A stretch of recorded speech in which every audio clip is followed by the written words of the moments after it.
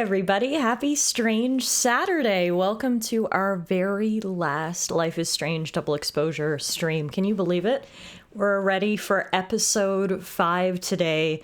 Finally, we're going to get some answers to a lot of the lingering questions we still have, and we're going to see how Max's story wraps up. Round 2, of course. But before we get to that, hello, happy Saturday. How is everybody today? Hello, TS. Hello, Ronnie. Good to see you.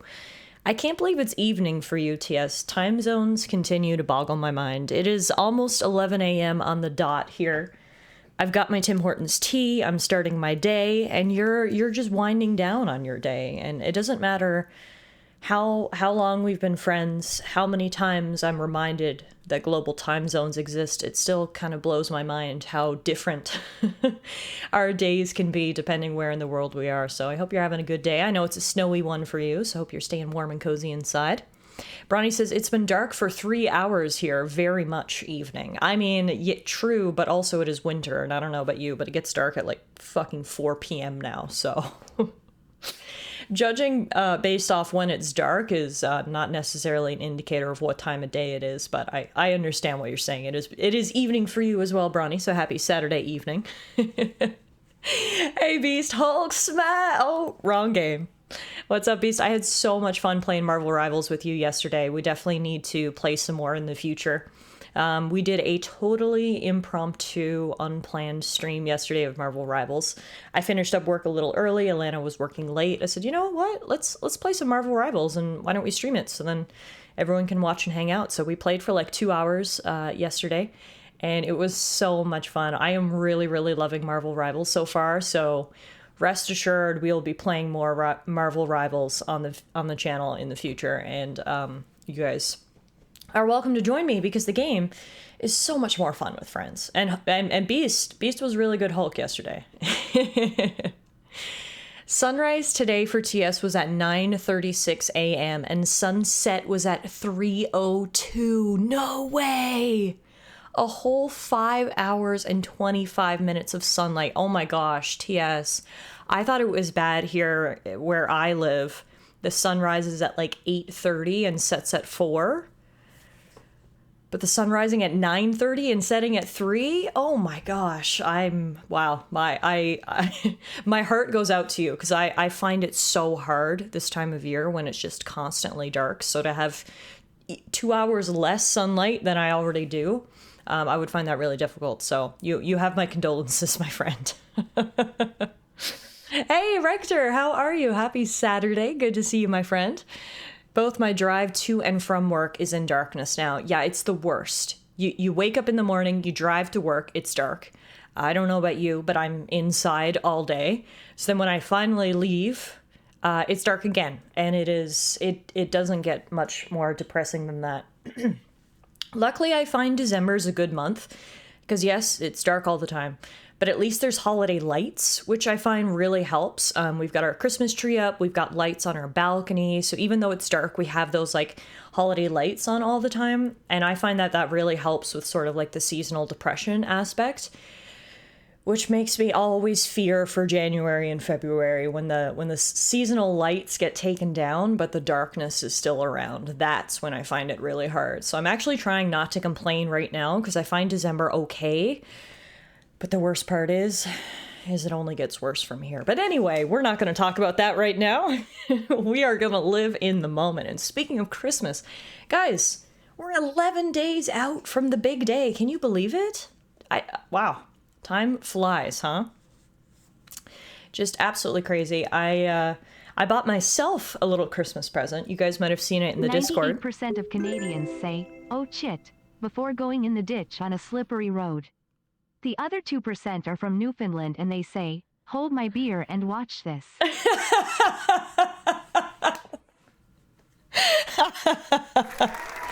Wow, Idaho, thank you for the 100 biddies and the completely perfectly targeted joke. That was a double header right there. You hit me with a Canadian joke and a Newfie joke. Chef's kiss, my friend. That was, wow, fantastic. What's up, Idaho? Happy Saturday. But yeah, I bought myself a little Christmas present because, you know, Santa's going to give me presents, but who's going to give me the things I really want? Me. Um, so I bought myself the new Legend of Zelda Lego set. You guys might have seen it in the Discord. It is the Great Deku Tree. This came out back in September, I think, and ever since it released, I've been like, I want it, I want it, I want it, I want it. Let me just, I'm going to show you exactly where we're going to put it. So if you see back here, I've got this Christmas tree here, but obviously after the holidays, the Christmas tree will go away. And then we've got my tall neck from Horizon Forbidden West. So if I move that over a little bit, and then we put the Deku tree right there in place of the Christmas tree, it's going to be double Lego setup right here. I'm so excited. But yeah, don't forget to treat yourself this holiday season, as good as it is to both give and receive presents. There's also something special about buying something for yourself, which is exactly what I did for the Great Deku Tree. I'm very excited to put it together. That's going to be my little project over the holidays, because I'm hoping to have a very, very quiet holiday season. Work has been crazy the last few months. This is our busiest time of the year, so all I want to do for Christmas is just sit on the couch and do nothing. And putting together a Lego set, it fits with that agenda perfectly. The best part is that the Deku Tree set is actually 2-in-1. So you can build 2 different Deku Trees. You can build the Deku Tree from Ocarina of Time, and you can build the Deku Tree from Breath of the Wild. So what I'm going to do is I'm going to build one Deku Tree over the holidays.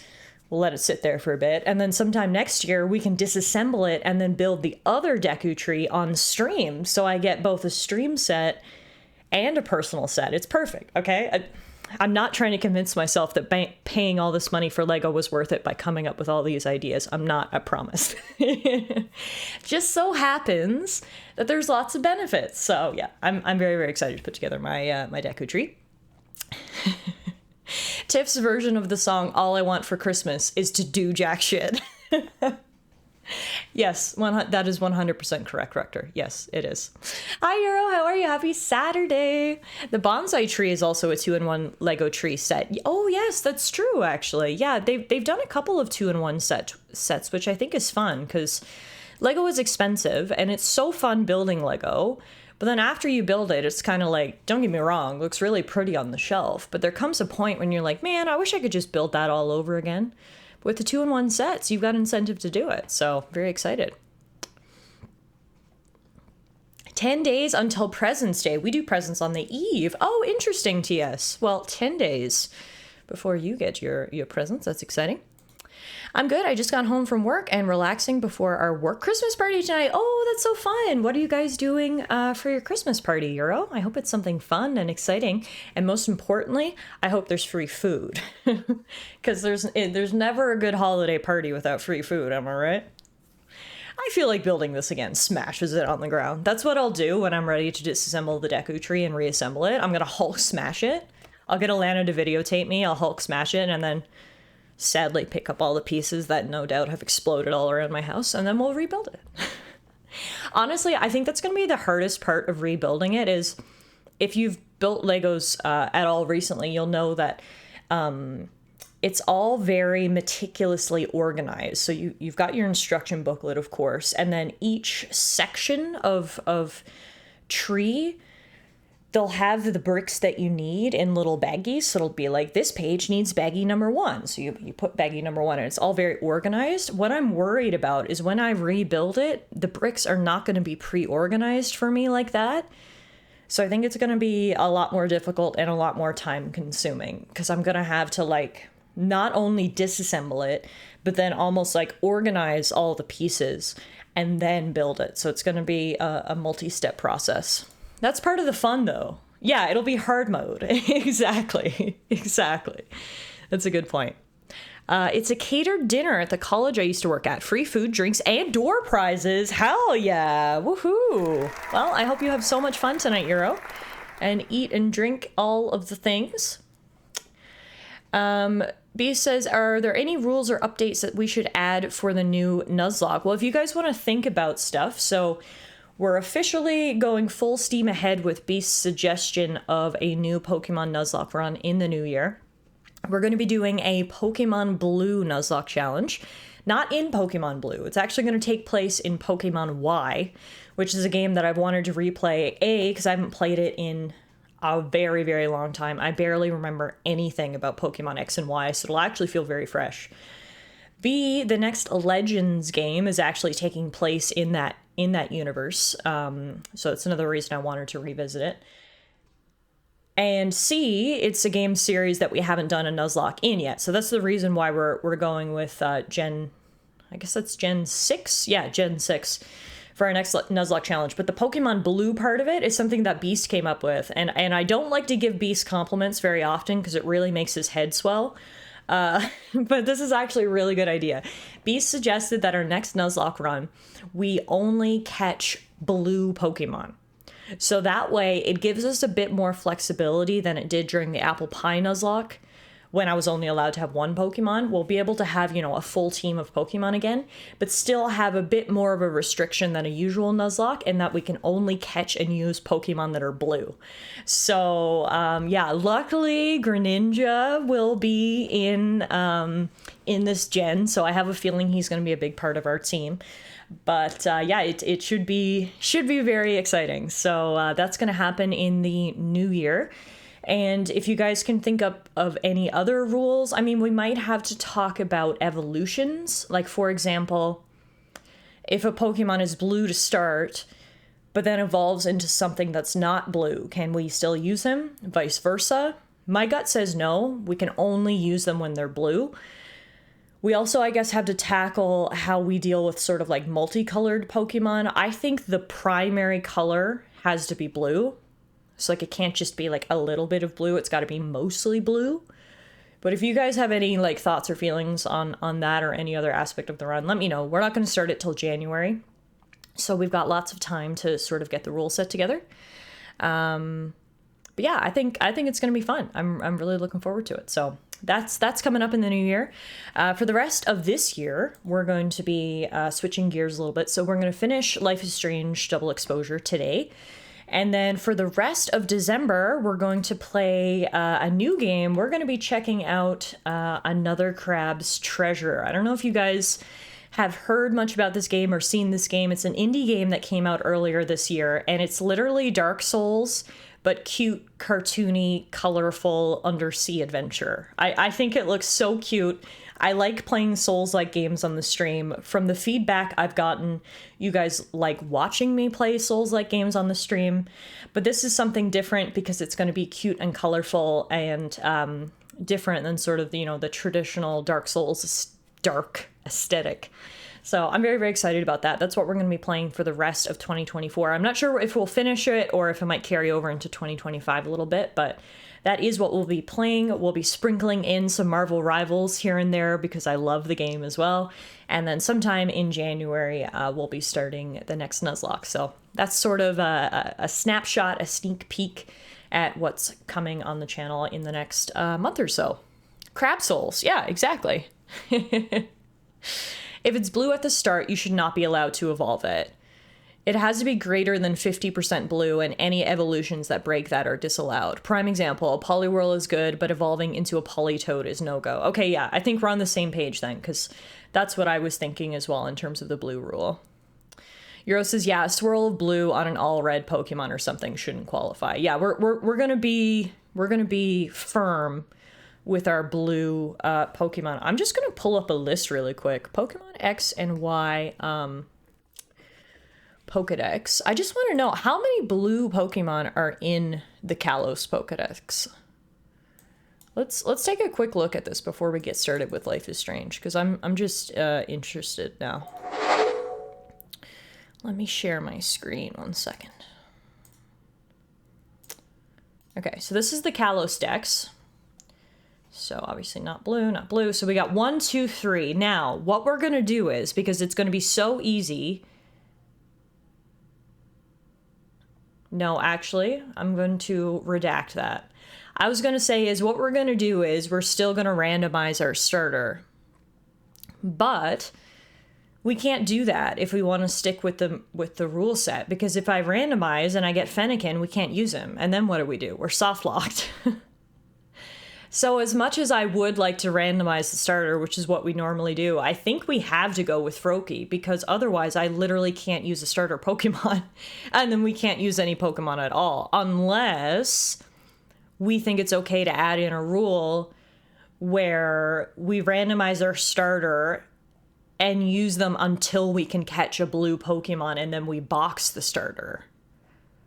I guess that's our alternative. But I think I'd have to agree with TS. The rule of blue overrides the random starter, because we're going to have to make some concessions. Otherwise, I'm not going to be able to use any Pokemon. So I think it makes the most sense if we just start with Froakie, because then right away we have a guaranteed blue Pokemon right through. And honestly, it's going to be really good for our run too, because holy fuck, Greninja is probably the best Pokemon in all of Gen 6. So after the disappointment that happened from the Apple Pie Nuzlocke, I feel like I need to give myself a bit of an advantage, and we're going to call it the Greninja advantage. So, yeah, okay. So anyway, that's one evolution line of blue. So we'll just count that as one. Butterfree. See, so some of these we might have to debate in the moment. Do we consider Butterfree blue? I say no. I think Butterfree is purple. But I guess it depends on if you're colorblind or not. But there might be a little healthy debate with some Pokemon. For me though, I'm gonna say no to Butterfree. So we're gonna keep going. No, here we go. Panpour and Semipour. So obviously the blue category is going to consist of a lot of water-type Pokemon, so that's going to be an issue that we're going to have to contend with as well. So, okay, so that's two blue Pokemon. We've got Azurill, Marill, and Azumarill, who I absolutely freaking love. They are adorable, so that's 3. Surskit is 4, and is Masquerain blue? No, Masquerain is white, so we would have to keep him as Surskit, so we're probably not going to use Surskit, but it's okay. Gyarados, sick, that's 5. Sharpedo, 6. Golduck, 7. Riolu and Lucario, they're going to be awesome as well. 8.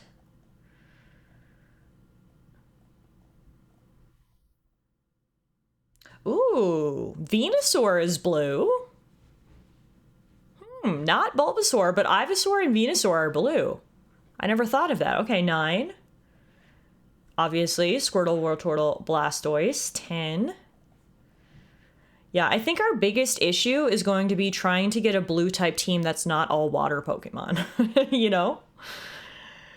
Okay, keep going. Minun? I would consider Minun to be blue. I know we kind of went with the rule that it had to be 50% blue, and if that's the case, he's more like tan. But no, you guys don't agree? I feel like my heart says yes. But hey, I said we could healthy debate these things. Okay, so Minun's up for discussion. We'll come back to Minun. You think he's less than 50% blue? All right, that's totally fair. We've got Oddish, Gloom, Vileplume, which will be great for us, and also I frickin' love Oddish and Vileplume. We just forget or pretend that Gloom exists. We don't like Gloom, but we cannot evolve Vileplume into Blossom because then it loses the blue rule. Esper, I think Esper's purple. You think? Yeah, purple. Meowstic is blue though. Well, male Meowstic would fit. Not female Meowstic. Oh, Krogunk and Toxicroak. They'll be good. Ducklet will be good. Oh, we've got so many blue Pokemon. Look at this. We've got Munchlax and Snorlax. We've got Jumpluff. We've got Zubat, Golbat, not Crobat. Okay, yeah. I think we're good.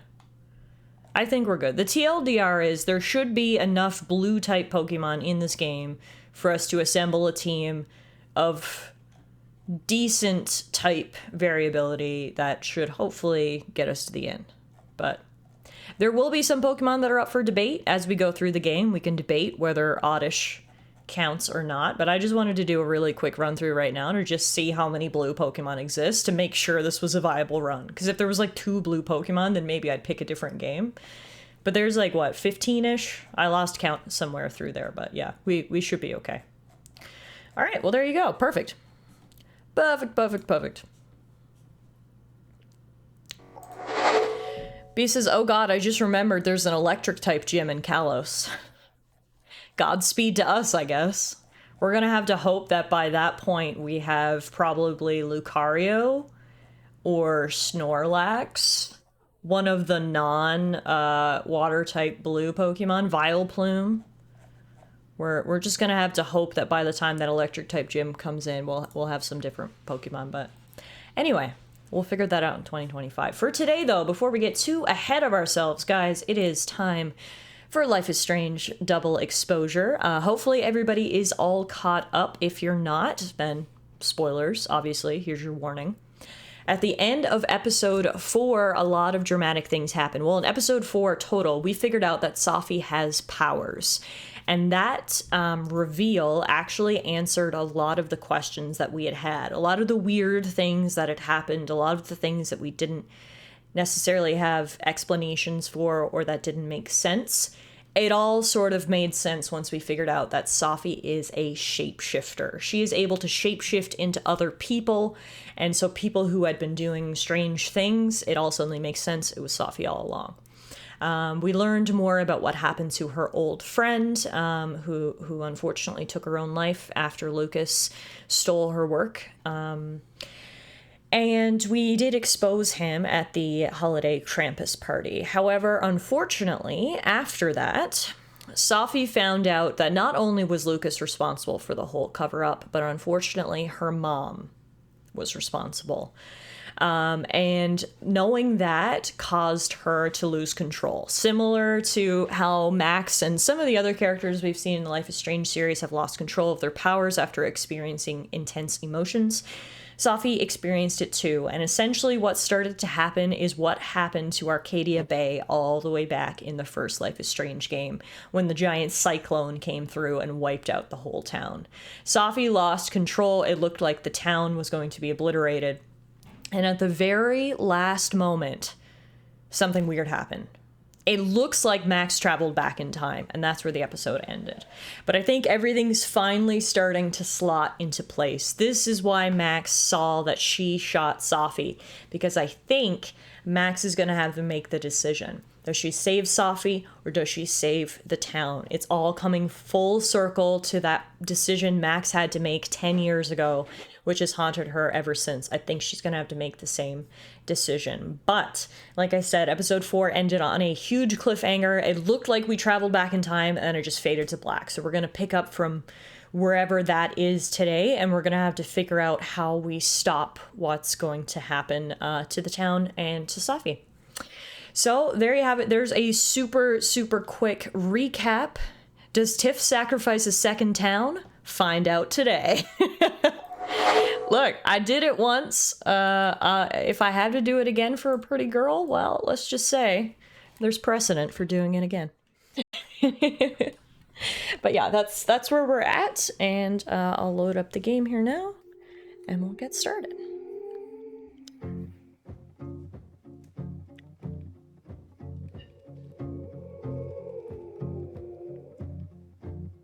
Why can't I skip this?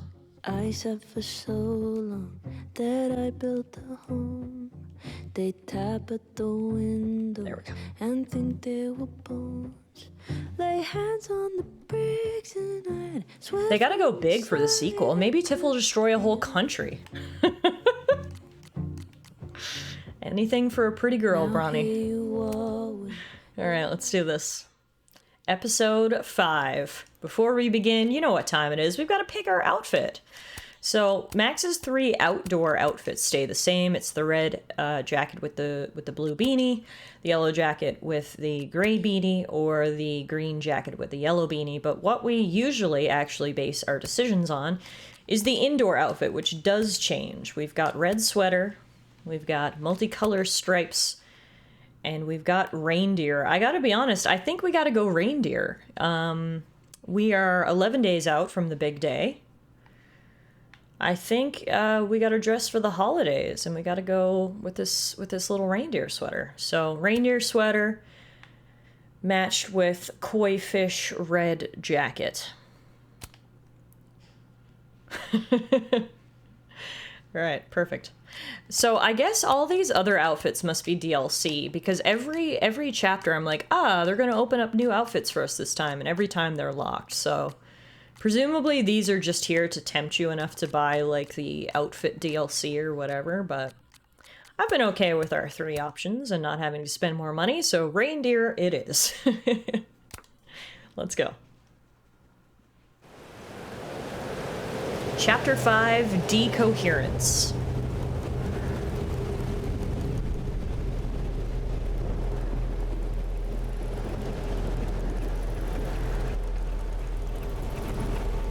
DLC costumes for a game like this seem silly. Yeah, I don't disagree. I made it back to the night of. But before. The storm's here too now. Maybe it's everywhere. And if I'm here, then Interesting. Sophie, the Overlook. So we did travel back in time. We traveled back in time to the night of Sophie's murder, but what's interesting is the storm is still happening, even though we went back in time.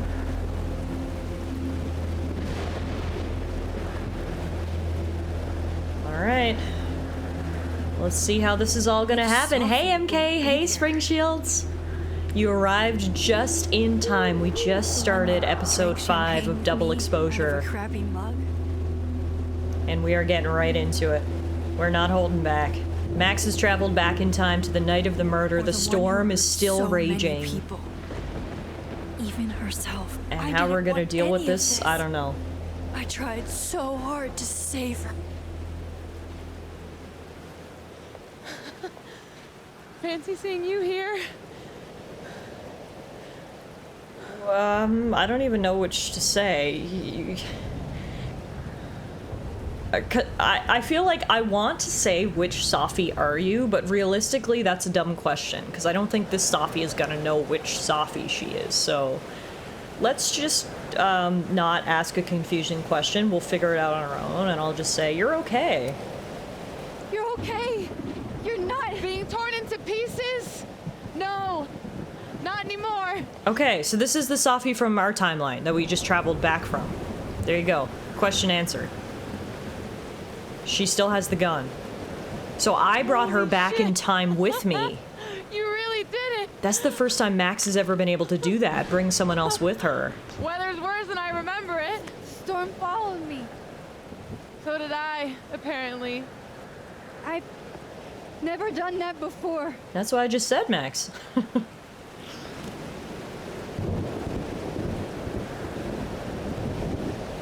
I guess it's time.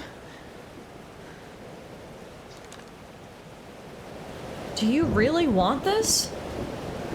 Do you understand what you're asking me to do? You've already done it, right? At this point, it's just recitation. Sophia, I'm serious. This is too much. Stop stalling, Max. You saw what happened. There wasn't any of me left. It was all Moses and Ben and Lucas and Gwen.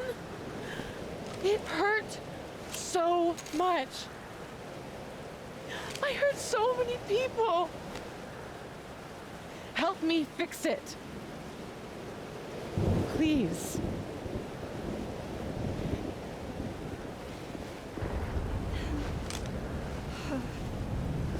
Spring Shields has got the gun emotes locked and ready. Sophie's got a gun.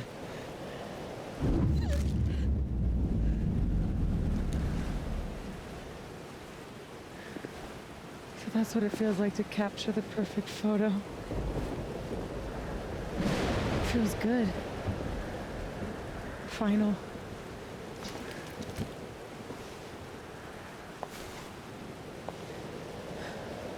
Maybe we are cursed. You, me, and Maya? Or maybe the world is cursed. We just live in it. Safi, that's poetry and bullshit? Yeah, I know. Wow, everyone's got the gun emotes. I love it, guys. You're so important to me, Safi. God, you're such a cornball. Pull the trigger. Okay.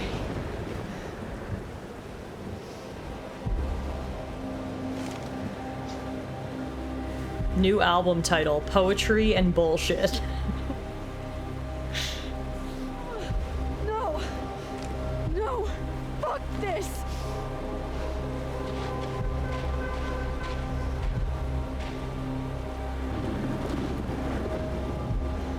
Are you gonna shoot the storm, Max? Oh, okay, or that.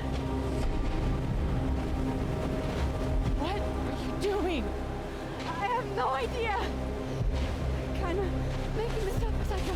Chaos! But I'm not gonna make another impossible choice between two shitty futures. Come on. What the We're going into the storm.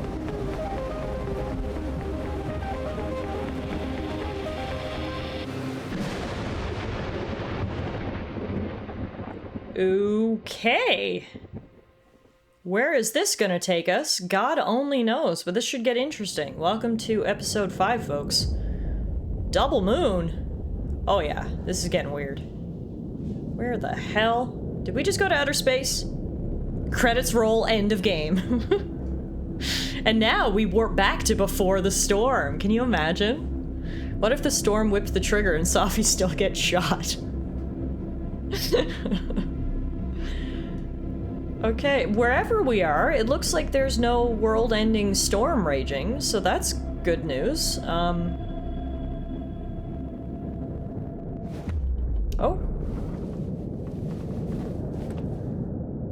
Okay, so looks like I'm not dead. That's good. And I'm in the North Quad. Small victories, Max. It's so quiet for a storm. Like, oppressively quiet. Okay, I think I was wrong when I said the storm wasn't here. It is still here. You just can't quite see the cyclone bit of it. Not being dead is good, yeah. Safi! For a split second when Max stood up, one of her hairs lined up to look like she had a little mustache. Oh my god, I thought the same thing, Rector. As soon as she stood up, I was like, wait a minute. Was this a gender-bending story? Sophie could be. I'm glad. She was. I'm not the only one who saw I that. have to find her.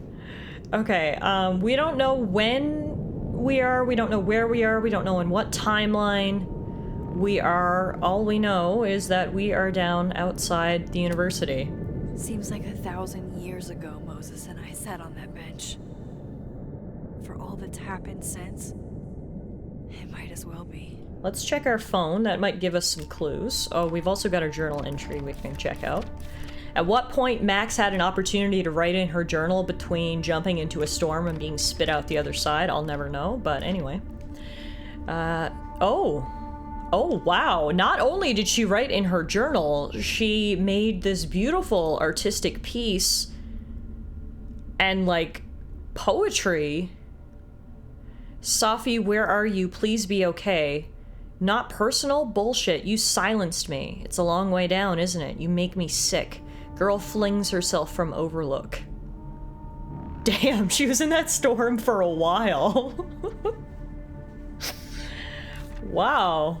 Okay. This is a lot to unpack here.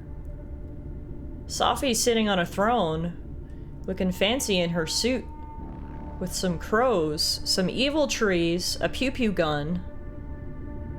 Huh. Okay. Then for our phone, Mom we've and got Dad. text. Blackwell Academy? That was forever ago. Wait a minute. What's wrong with my phone? Why can't I respond?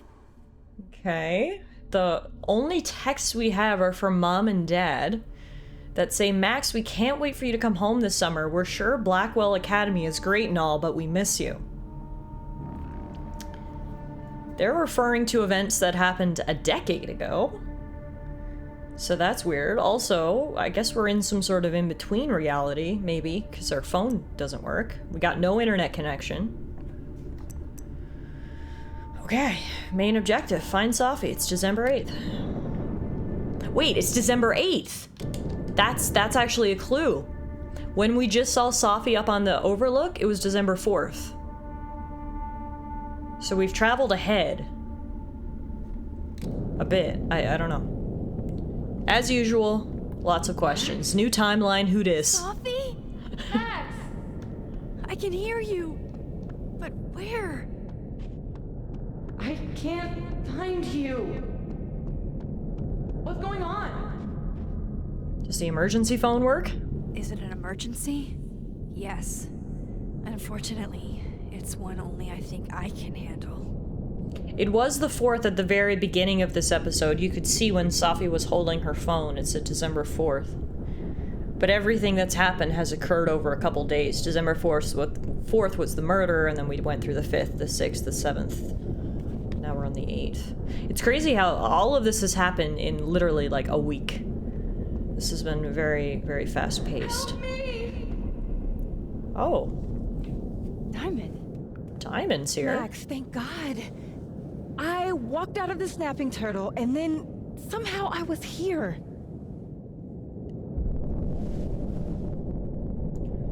Do you know where we are, perchance? You know where we are, right? We're in the North Quad. Why are we the only ones here? I don't know. But if things are weird now, they're only going to get weirder. Just some That's timey-wimey, not comforting. fucky-wucky stuff going on. I wish Moses was here. I hope he's okay. Come on, let's get inside. This storm is as bad as it looks. Maybe Sophie and Moses found shelter. Max, I'm right behind you. Yeah, the double moon is certainly ominous. Oh, and look! The blue moon and the red moon? Look at the color of those lanterns. Blue and red. Are we somehow in between the two worlds? The living world and the dead world? I think we're maybe somehow in between. Living's perhaps blue, dead is red. Huh. I was gonna say, are you in two timelines at once somehow? Yeah, maybe. Are you in the world of the living dead? That's a good way to put it. I like that. The world of the living dead. Huh. I think a storm would be the least of our worries if a second moon suddenly appeared. It's called priorities, people. Wait, what the fuck? That should have taken me to the Fine Arts building. This definitely isn't the Fab. And Diamond is definitely not here. Is that Moses smoking a cigarette? But Moses is? With 10 billion telescopes? My boy Moses would never smoke. I'm past the living in a dorm age. I'm past responding to Warren's texts, too. Warren, wow, we're getting a lot of throwbacks here to the first game. Warren is the sweet boy from the first game. I loved Warren. He was the sweetest boy. And yeah, we're getting texts like it's 10 years ago. He just texted us, "Hey Mad Max, where are you hiding? I tried to drop off those rad Decap for Days DVDs you let me borrow, but you weren't in your room." They were super cool, like you said. The way that one guy slashed through 5 heads at one time, yo! Text me back. Max, don't ignore me. Whatever, I'll stop by your dorm whenever you're around. See ya, pup. Did I accidentally call that we looped back to the old games? You might have. Hey, Olivia, welcome. Okay, we need to go speak to this Moses, because if he's voluntarily getting cancer, that's not my Moses. What the fuck? I'm 95% sure that's Sophie's brand. Why is Moses smoking them? Why is he smoking it all? Yeah, there's a lot of cues here. We got the red lantern. Strange. Strange indeed. So there is a storm, but it's not quite the storm from before. Literally everything is just as it was that night. There's a Polaroid here. Don't mind me, Mr. Owl. Just gonna grab a quick photo and then scoot on by. I said, who? Who? Yeah, who? As in, who do you think killed her? What the fuck? What the fuck? Jinx! Sophie's favorite candy. Did she come through here somehow? Huh.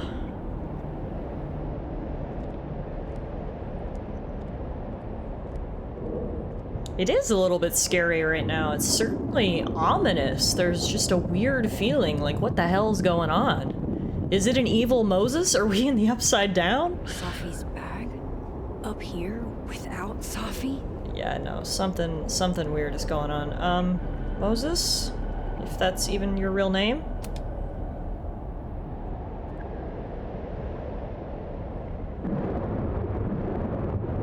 Hey, Moses? Give me the Cliff Notes version of what we're actually here to see. Are you smoking? Since when do you smoke? Doing normal people shit like some kind of healthy, productive member of society? Doors don't seem super reliable right now, so I guess it's good you're outside for now. So, should we be worried about this crazy asteroid hitting Earth? Huh? What are you trying to say? You're not making any sense. Are you trying to tell me something? Just trying to capture the perfect photo. The perfect photo. The perfect photo. The fuck? Hang on. Sophie? All right, Max. You have 24 hours before the world ends. What would you do? Sophie, are you in there? Max! Max, it's me, Moses. Moses! All right, Max. You have 24 hours before the world ends. What would you do? I don't know. I guess I'd... Take a picture. That's what I said before.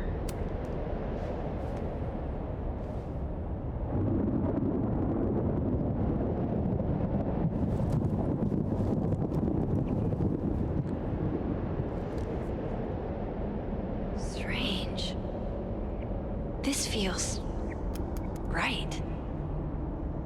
But that's Whoa! just Sophie. Wait I a haven't minute. double exposed a photo in a while, but if I superimposed two images of Moses on top of each other, maybe I could separate the Sophie parts out of Moses. This is where the double exposure comes in. It took us 5 episodes. We're finally using double exposure.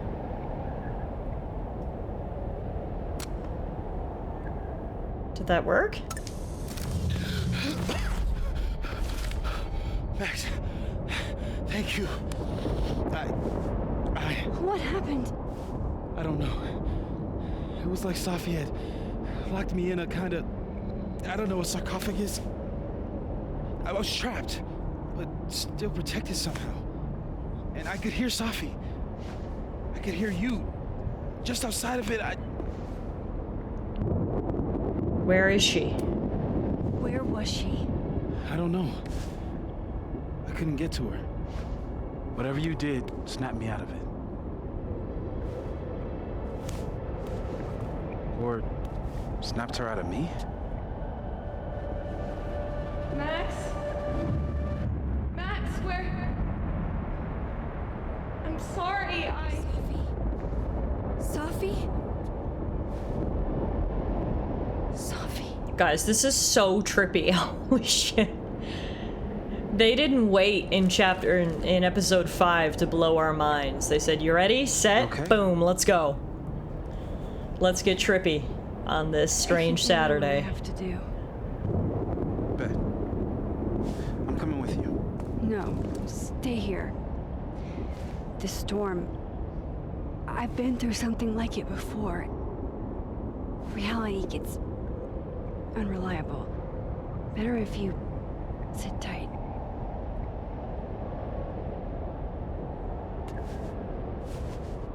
Machine, Angel, Psychic, Storm?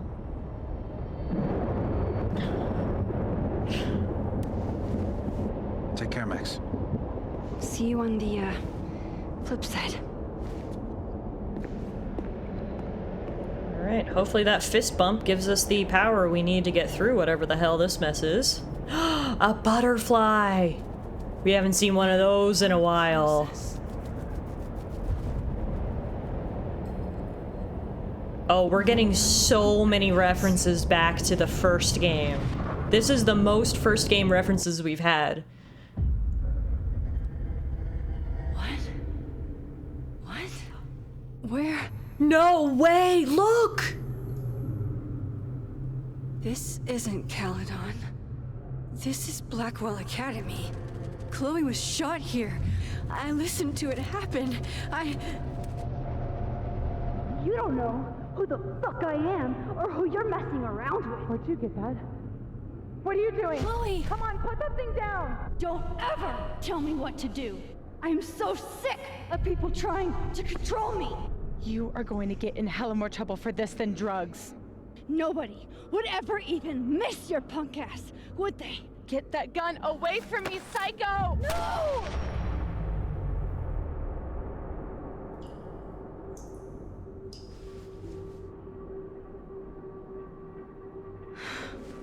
Maybe Sophie's right. Maybe we are cursed. Cursed to relive our worst moments over and over again. I had a chance to save Chloe from this bathroom, from Nathan's gun, and I did. And dozens of people died instead, to my Storm. Well, joke's on you, Storm. If you don't think I play out this moment in my head every day, then you don't really know me. Where is that coming from?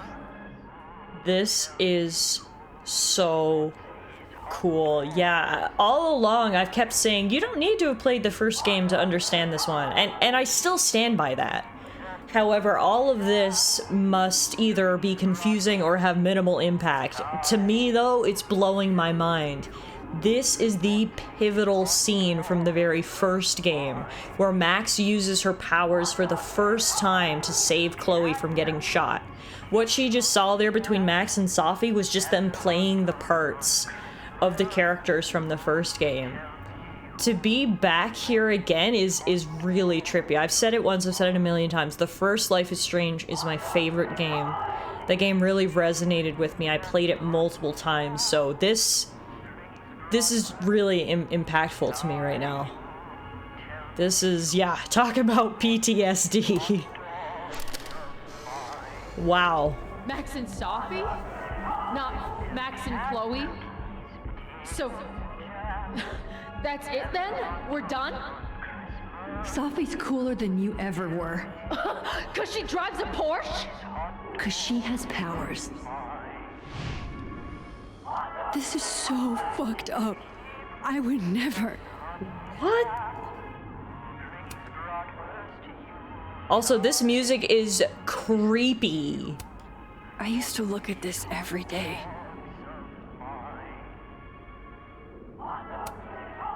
Abraxas, the Vortex Club. Always someone trying to be on top and getting hurt for it. It's in one of these stalls. The creepy music? Yeah, I think you're right. Let's check my phone again. Oh, Kate. You deserved better friends than the ones you were stuck with. better than me. Look, it's all stuff from our past. Kate, sweet, sweet Kate from the first game, who was getting relentlessly bullied, and Max stood up for her. We've got text from her. Hey Max, I really appreciate you looking out for me. It's nice to know at least one kid here at Blackwell isn't a jerk. I prayed every night before I came here that someone would have my feelings in mind, and you were that person. Thank God for you. I wouldn't have made it otherwise. This is Victoria. Hey Max, I know you're a jealous bitch with no artistic vision or taste, but that doesn't mean it's okay to take my camera. You've got 24 hours to give it back or I press charges and Daddy will take everything. Only warning you because I love you and I know you're a broke hoe, but that's no excuse to fuck with Victoria Chase, K. Let's catch up later, XOXO.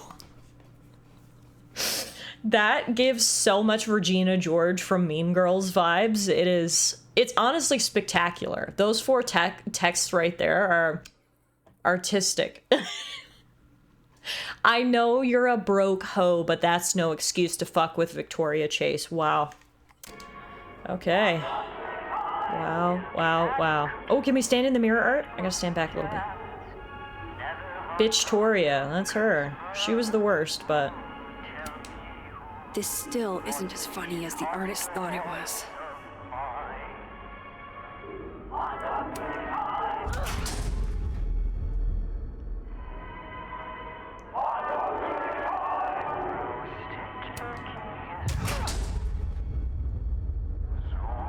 Oh, this is giving like low-key horror movie vibes right now. I am ready for the jump scare. Or the fade to black. The fuck? Where are we now?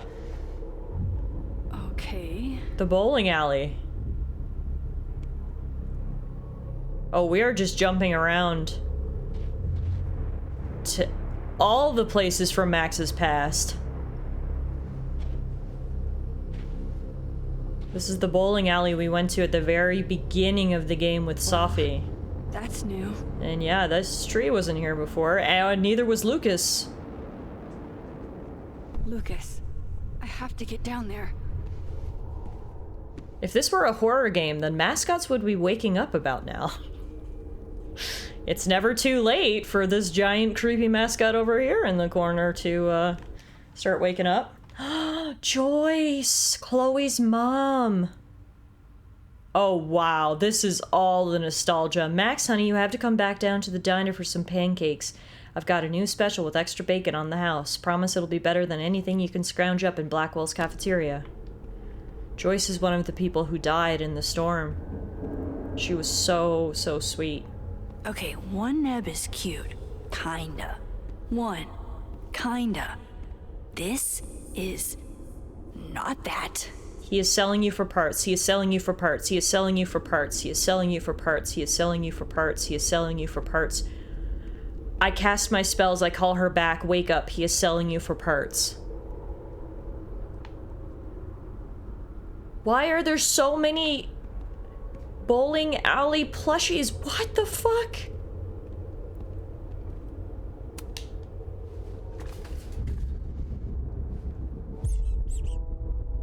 I told you this place was the portal to hell. Behold, a devil. Jesus. Possessed dolls much? Oh man, this is getting trippy. I hope everyone is prepared for a Saturday trip fest because apparently that's what I'm delivering today. Still busted. I'm not getting down this way.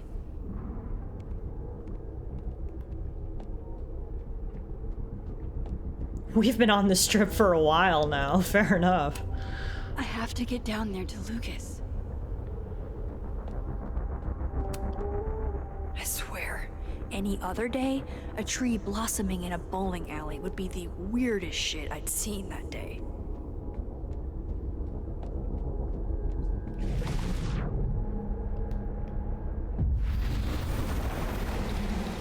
Whoa. We can jump between timelines even in this weird in-between timeline? Go fuck your selfie! Go fuck your selfie. Never thought I'd hear that again. What? Oh, wait. This isn't the door to the hallway anymore. Oh no.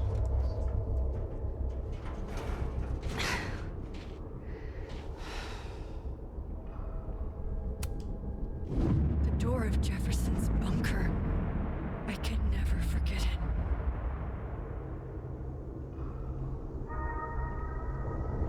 So for anyone who didn't play the first game, Jefferson was a teacher at school who ended up being the big bad guy. He was drugging girls at parties, dragging them back to his dark room to take photos of them.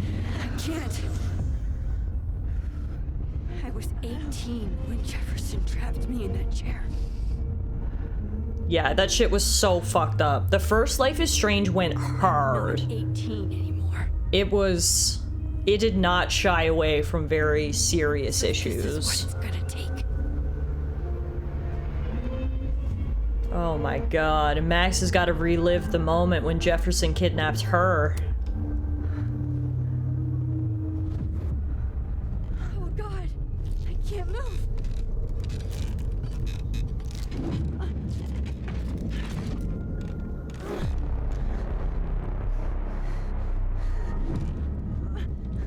Oh no, not the creepy bowling alley mascot.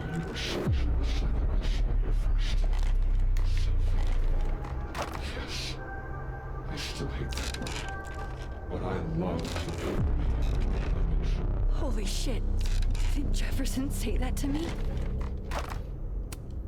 Oh, I can feel him looking at me through that.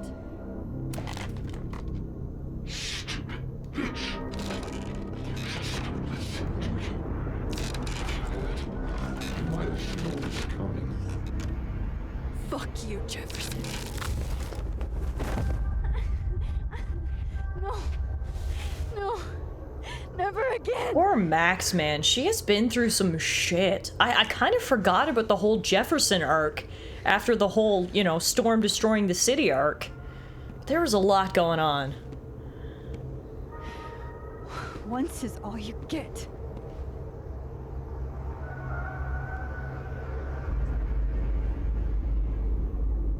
Well, at least we got out. Time to get the hell out of here indeed. Luckily there's a ladder on this side.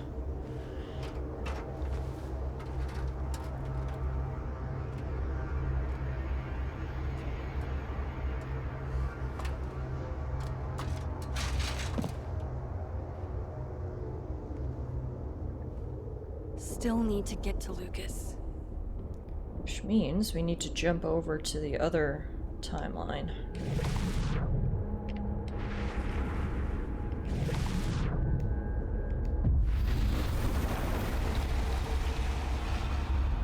Whoa! Creepy.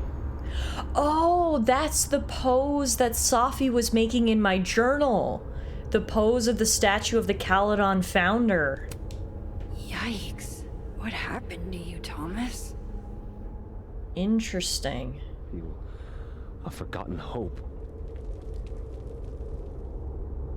Dark. We labored. And in the daylight, we disappeared. Wait, who is this? Loretta? Loretta, you okay? I was following Professor Colmenero. I thought there was a story, but I'm so stupid. Hey, it's gonna be all right. Just stay here, okay? Wait, Miss Caulfield. Please don't go. I don't know what's happening. I can explain later. I mean, I don't know if I can, but hopefully saying that will calm her down right now in the moment. Don't worry. I can explain everything to you when this is over. You promise? I promise. Do we have to save her too? I just calmed her down so she wouldn't hyperventilate over in the corner, and now we can confront Lucas.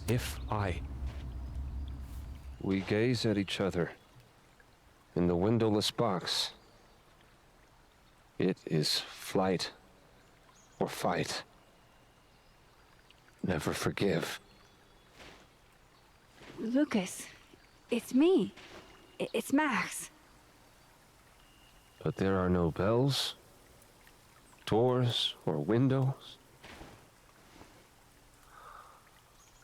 Only his face. A mirror.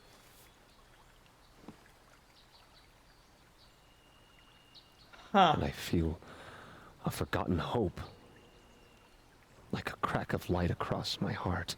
Well, I think he's fucked up too, and we're gonna have to save him with the power of double exposure. Another guy that I wish we didn't have to save. Smile, he doesn't deserve Lucas. to be saved, but... I guess if we want to save Safi, we also have to save him. Maybe double exposing the photo again? It worked with Moses.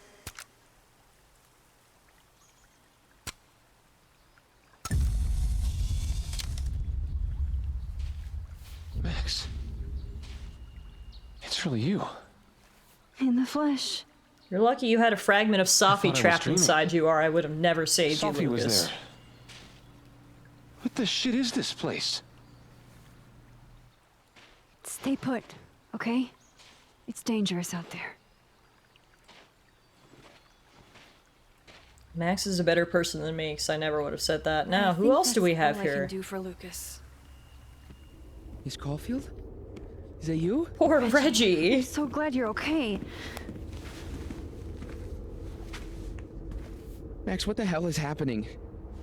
Hey, Jazzy, I'm happy not Saturday! Good to see you again. Welcome to Life is to do Strange with Double Exposure. We're in the time? final episode here. Time. Everything is vortex that wacky and twisty and manifested a crazy, and storm. we're gonna see how this all ends. Time vortex. Fuck, you're right. I remember Safi being shot, and I remember seeing her around campus. Just stay here, okay? I'm going to fix this. Oh, you're at work. Awesome. Well, I hope your day goes well. This is Safi. Isn't it? This is her pain. What we did to her. Vin, I don't think Safi blames you for... No. You're right. She doesn't. She was in my head back there, and she doesn't think about me at all. Two Safis in two universes, and neither of them cared if I live or die.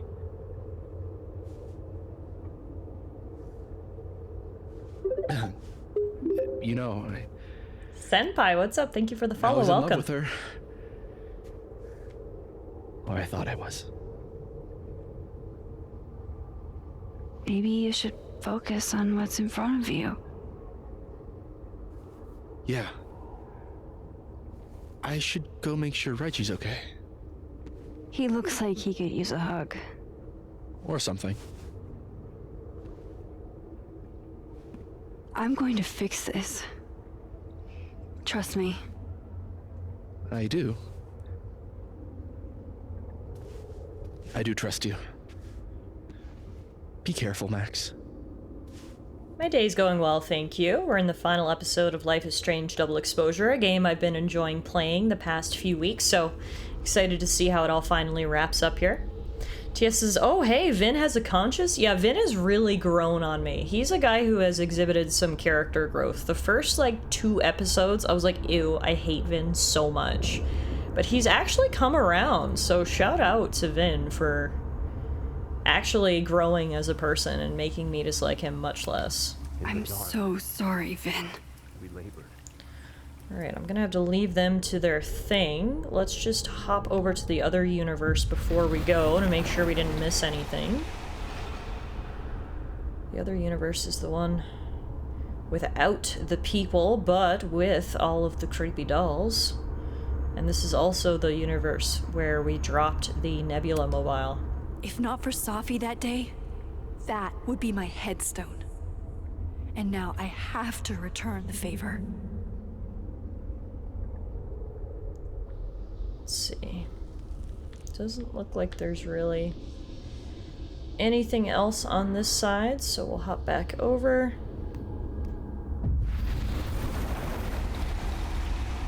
And go through the door and see where this one leads us. I'm sure it's not going to lead us outside like you would expect.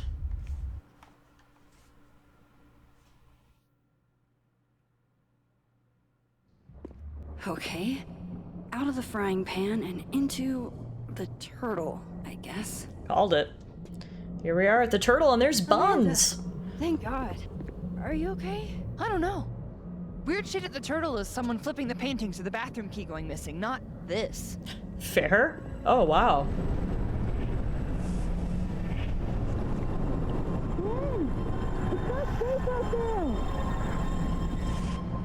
Max, what is this storm?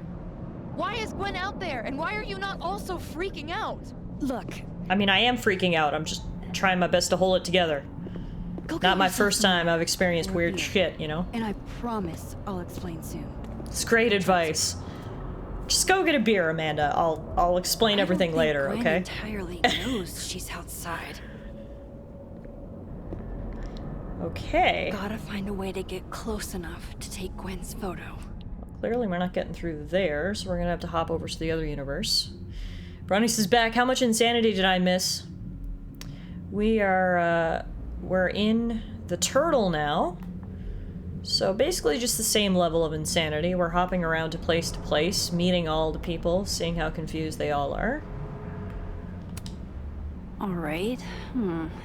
This door seems to be blocked too. Yeah, we're definitely gonna have to go to the other universe. I just wanted to do a quick lap around, make sure there was nothing here to see. Should we check on Amanda again? Poor girl. You didn't get water or a beer like I instructed you. Add good under pressure to the list of Amanda's talents. Alright, let's hop over.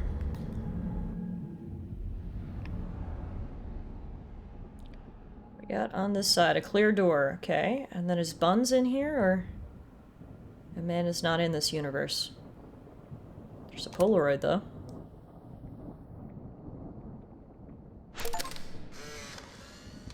Hang on, what? Really, Max? The photo now? Why are you always in everybody's business? Hang on, what? We were having a moment. Maybe she has a voyeurism kink. Not like I'm one to kink shame. Just ignore her. Where were we? You were going to tell me more about your telescope.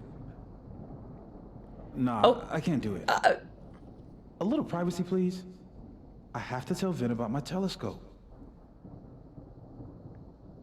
Yeah, things are getting really fucking weird now. Sorry to interrupt. There is an alternate universe where Moses and Vin are in love? And talking about telescopes? Wink, wink, nudge, nudge? Oh yeah, shit's getting trippy now.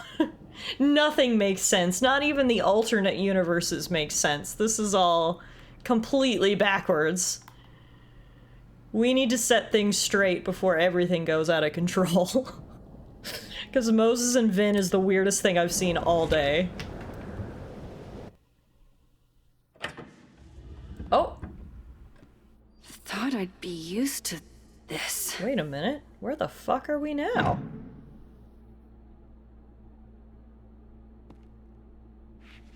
Huh? At least the motel is new. Yeah. This is not a place that I recognize. Even if I were hungry, I'd rather just wait till I'm back in the snapping turtle to eat. Max, everything is so trippy right now, I don't think now's the time to eat. A lockpick set. Chloe's lockpicking set. She could even get me to open up. Oh, this is a motel where her and Chloe stayed together? Wait, Pam, it was you? You're the Coronado Carver? Wild that my baggage is such an on-the-nose metaphor. That's why Safi is the poet, not me. What the hell? That can't be the right time. EX6F? No, I don't think it's the right time. It's past time for me to get a new one, but we've been through so much together.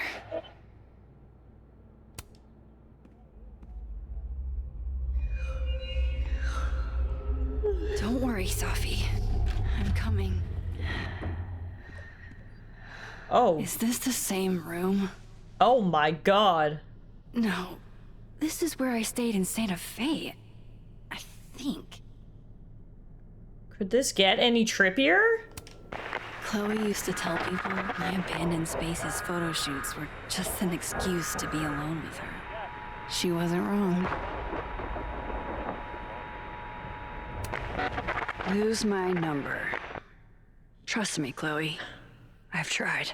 Ah. So we know what this trippy little scene is about. It's all about Chloe.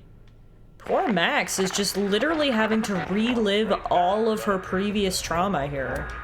The artist really captured this sleepy seaside vibe here. As far from Santa Fe as it gets. Let me guess, if I go through the door, it's just gonna be another loop?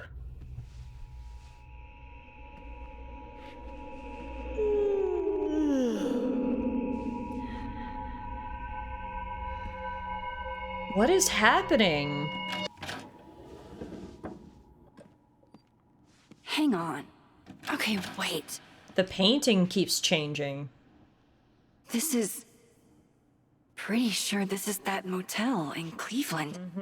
So it's supposed to be all the different motels her and Chloe stayed together in. Wait a minute, what the hell? Do you see the hot plate? It's fake. What the hell's going on in Cleveland? They got fake hot plates. Problem is, Simon, I haven't just been remembering the past. I've been living in it. Even in my dreams. Oh my god, we are truly deep in Max's psyche right now. Going through all of her regrets. Never did get used to sleeping alone. Max!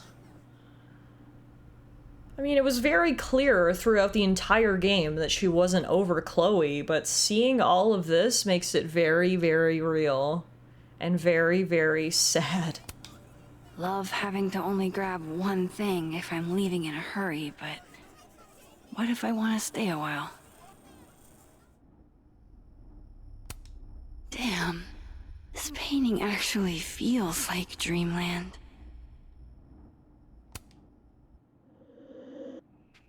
All right, Cleveland.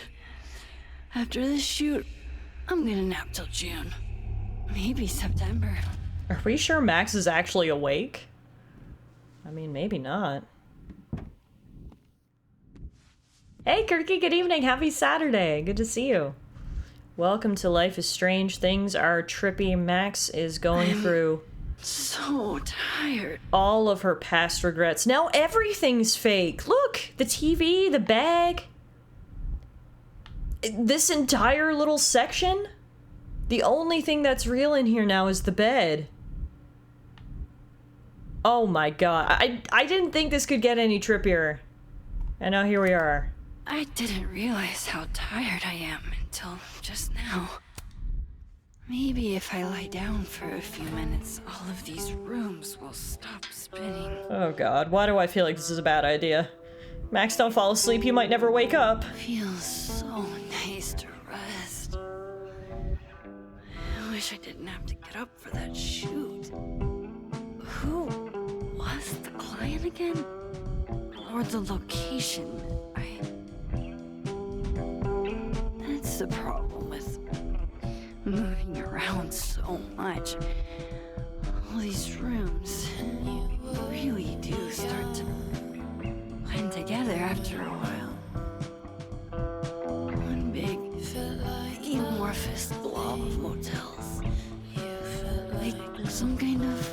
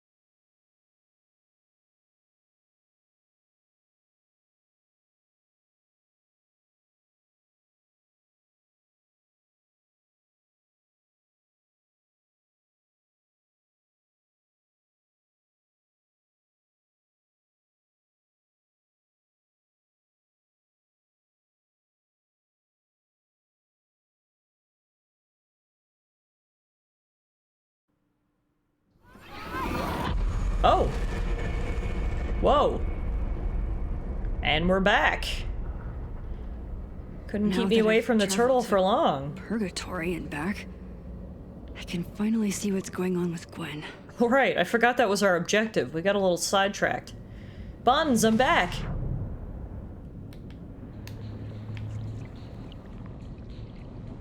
I'm back. Jesus, Max. Warner girl first. Sorry. Sorry. You disappeared and I don't know where you went. Me and Max are on the same wavelength. We keep repeating each other. Later. Okay, let's go save Safi/Gwen. Which is what we were trying to do in the first place before we got trapped in a nebula of our psyche. We didn't even get a kiss from Buns for good luck? My god. She's so stingy with the kisses. Alright, how you doing, Gwen/Safi? Hang on, Gwen. It's almost over. These are beautiful photos we're taking. And also, trippy photos.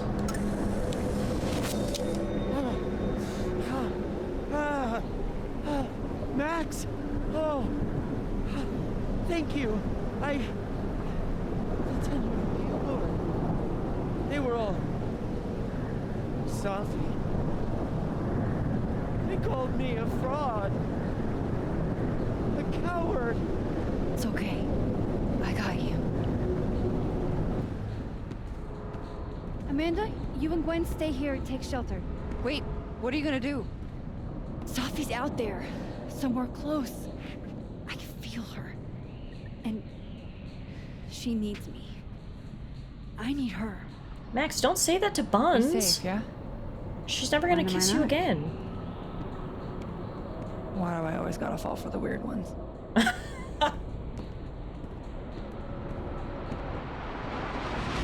Speaking of weird, let's see where we're going next. Back to the quad.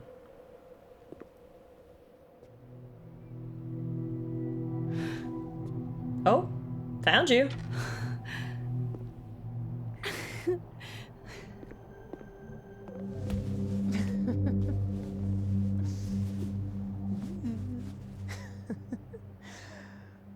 Always forget you're so huggy.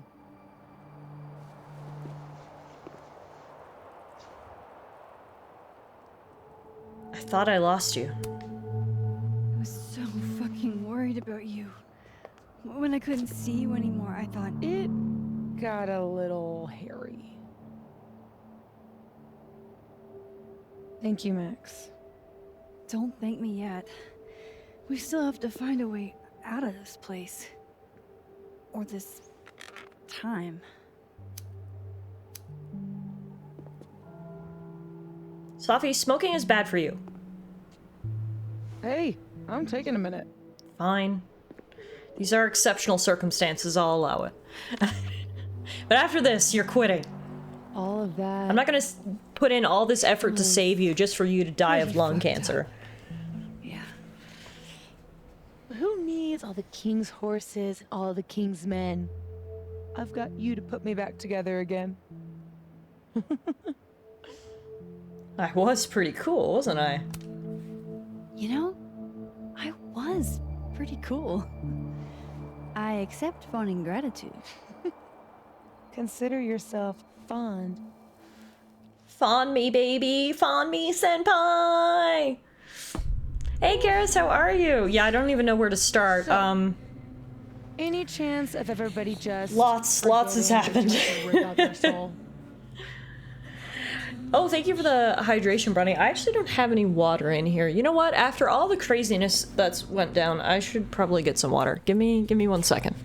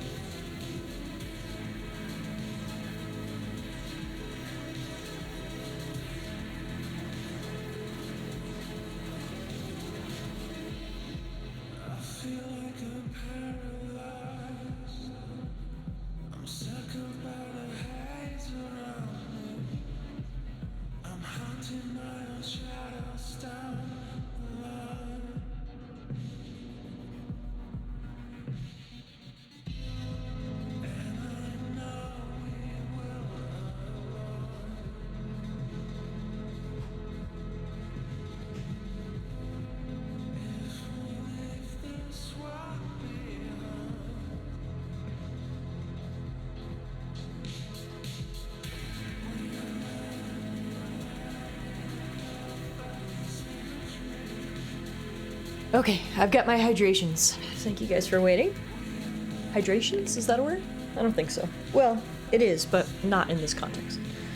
My hydrating substances. I heated my tea and I got water, so cheers to the hydration. I gotta be honest, I can't remember what she said. Our two options are everyone's been lucid or I haven't erased history. I guess she was talking about nobody remembering what happened, but yeah, no, everyone has been pretty lucid. I think they will remember, actually. Well, maybe. So we'll go with that. I don't think so. Everyone I've encountered seems lucid. And the timelines seem to be combining. Great. Fantastic. We'll deal with it. Time travel, alternate universes, scraping together the broken pieces of your unstable friends.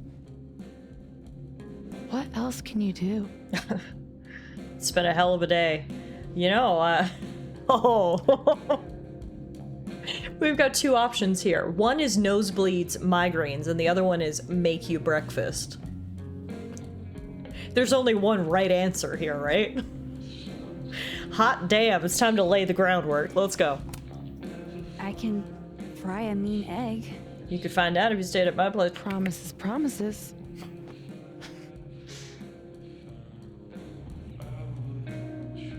What? You just seem... calm. Extremely chill? Considering we're still stuck in a supernatural time storm. It's the little things in life. Frappuccinos, movie marathons, chilling with your bestie in the void. Aw, I think I just got friend zoned. Also, the screen faded to black after we took our shot. Okay, yes, because we are now in a new place and time. Don't get comfortable, folks. I'm glad you were here too. Ooh, Northern Lights. But I just tore everybody apart into tiny little pieces.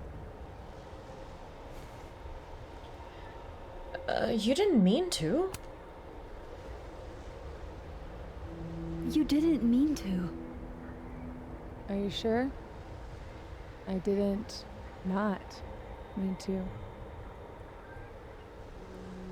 Maya isn't any less dead. Everybody I cared about still betrayed me. My mom will never be different. I think the best thing would be clean break. I don't belong here. Don't say that. Of course you do. After your hometown got whirlwinded, what did you do? Whirlwinded, that's a good way to put it. I ran away.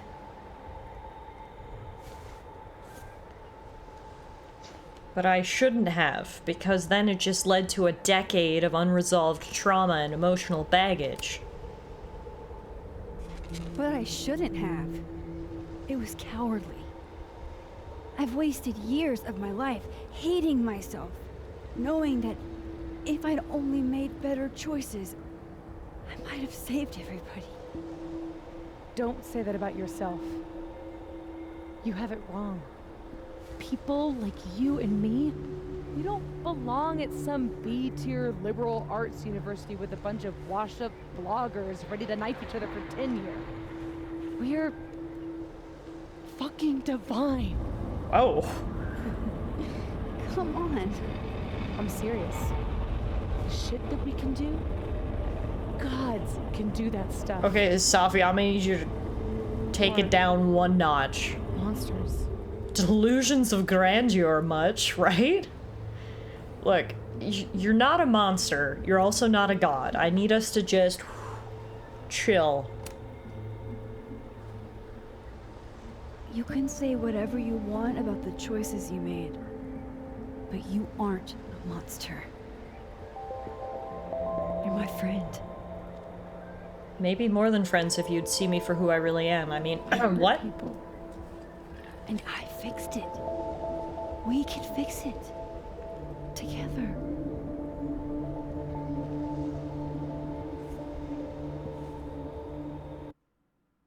So much fading to black. Where are we gonna be now? At my house, passing around the bottle cap. Duh. That's why you're so confident. The figure's the only person I can rely on is me. Sophie, I don't... Last piece of me, Max. It's in you. Why isn't it hurting me like it hurt everyone else? Maybe I trust you. Maybe it's more of your Magic Max bullshit.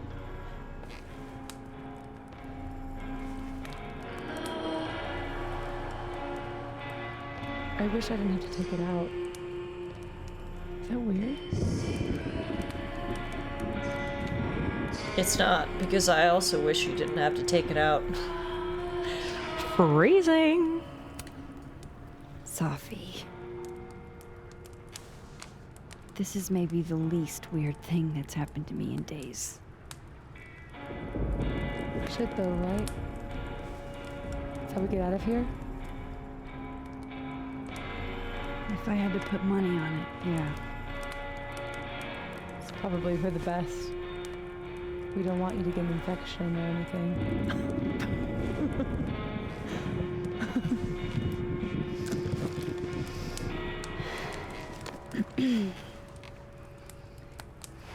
See you on the other side.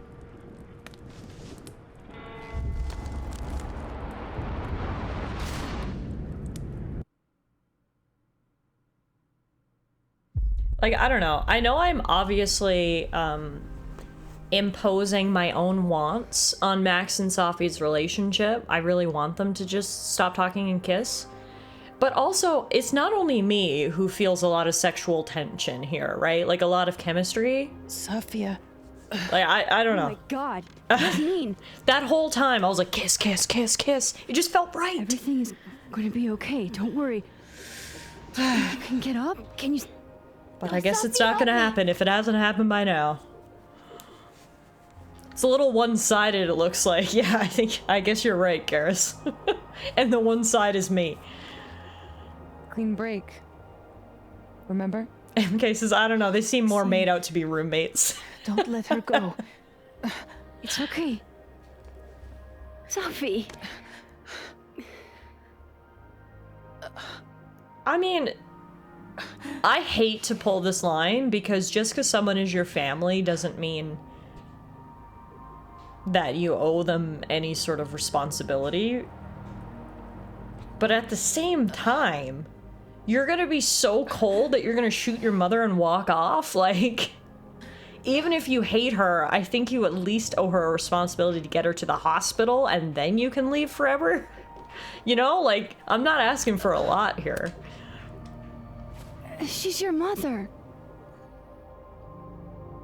Oh, yeah? Now I'm my mother. Creepy. I can be anyone, Max.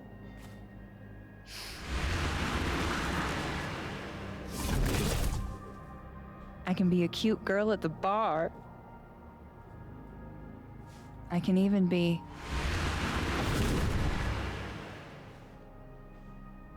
Sophie, stop it! It's real? I wasn't hallucinating? It's a real supervillain origin story type shit going on. Agreed. Sophie, what is happening? First the whole speech about gods? Better yet, you could make me unshoot her. Now all this behavior? Instant undo button on life, Max. Why not use it? We talked about this. That's not how it works. Why are you being such a bitch? If you think that's how it works... I might have to get off the Sophie train, because she keeps friend-zoning me, and then she keeps acting like this. Christ, Sophie. Always. You're right. Because I feel like I keep putting my eggs in her that's basket right. and then she keeps cracking them. So if teach that me, makes sense. Miss Caulfield. What? You said we could fix everything. Together. Safi.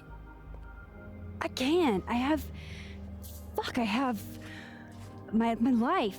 Everybody. I'm going to find other people like us. People with powers. I spent my whole life thinking I was the only one.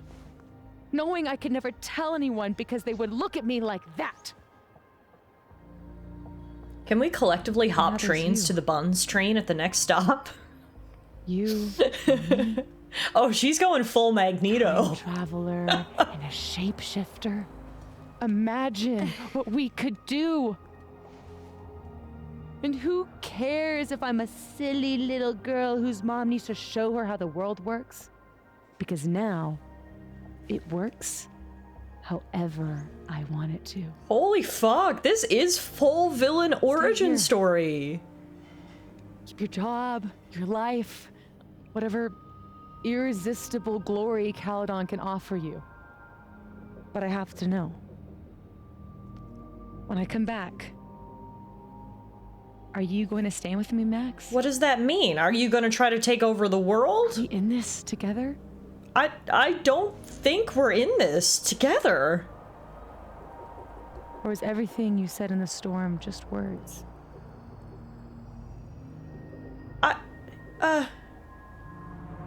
No! Fuck!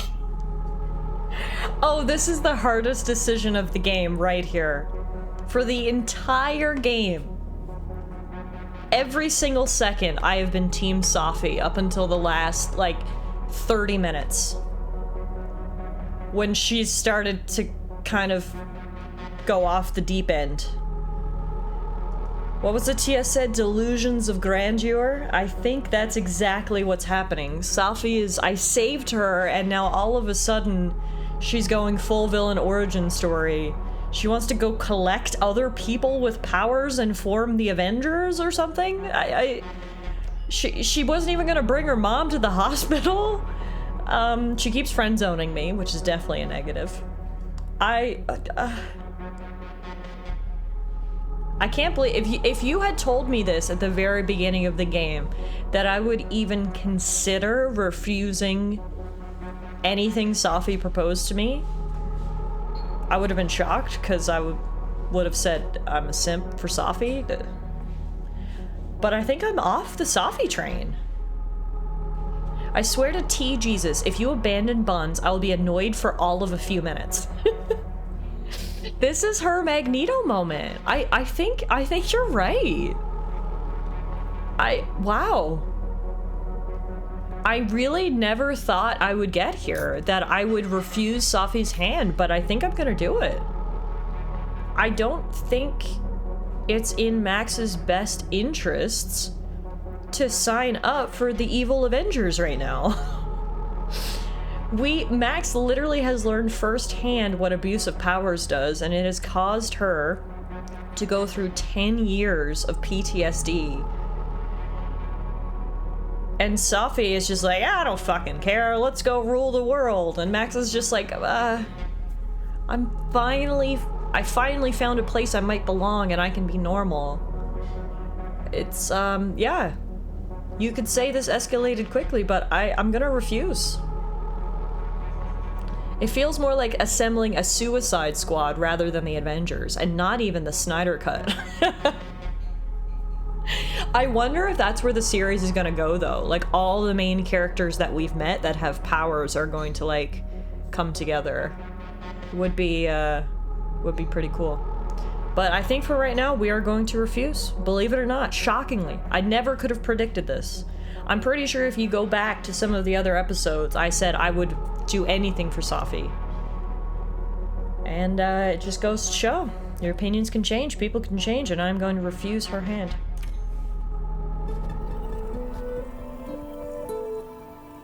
I'm so glad you're okay, Safi. And I'm happy you don't feel alone anymore, but I know what happens when you just use your powers without thinking. Then on a get out of jail free card.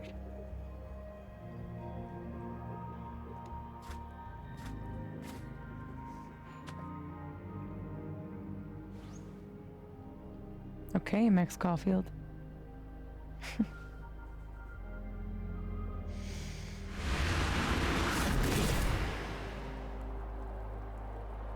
Be seeing you. Oh good, is she gonna go trash my name using my face now? Fantastic. And also, is she literally just gonna let her mom bleed out?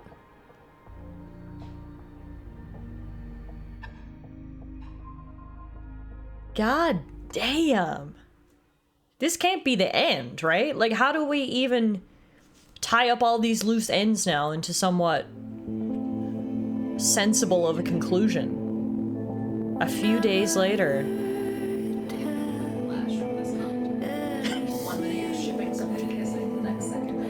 not gonna let her mom bleed out, is she? There's a lot going on. She's out there like chopping vegetables.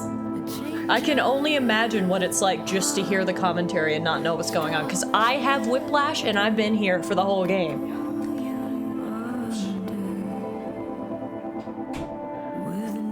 So I guess we saved the town?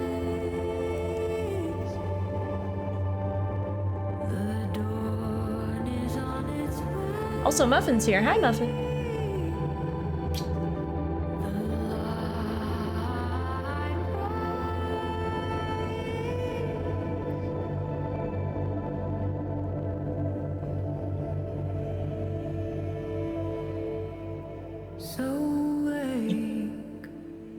Alana, everyone says hi. She says hi to everyone. It's now December 13th. Let's see.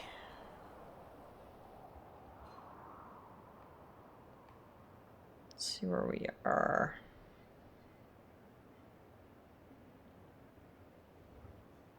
Trying to see what our last conversation is.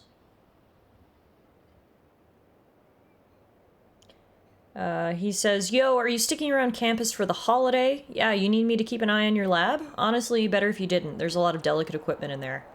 Hey, I'm a photographer. I handle delicate equipment better than anyone. Anyway, I wanted to make sure you'll be alright so far from home and all.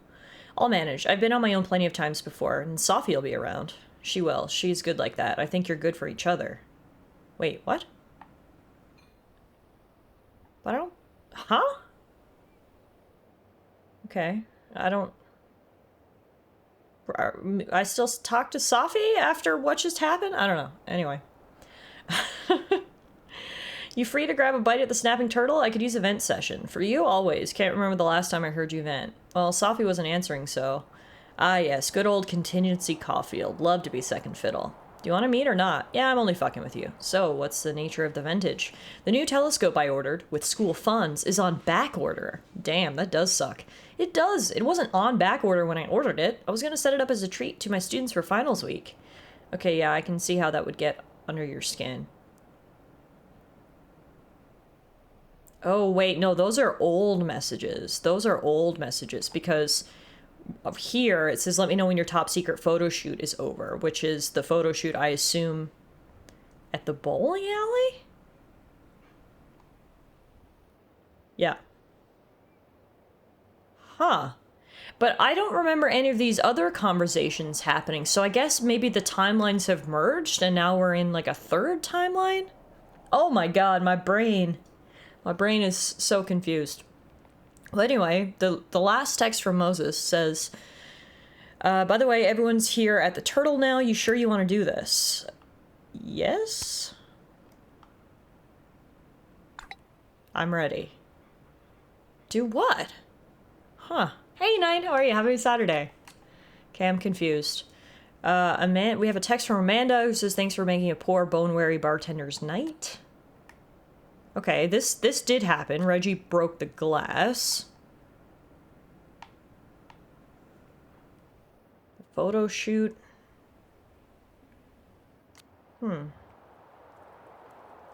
She knows me better than anyone. Knew me better than anyone. The me now, though, after all this, maybe it's time I found out who that Max is. Chloe texted us. Yo, Max, I get it if I'm the last person you wanted to hear from. I saw in the news about the storm and I hope you're alright.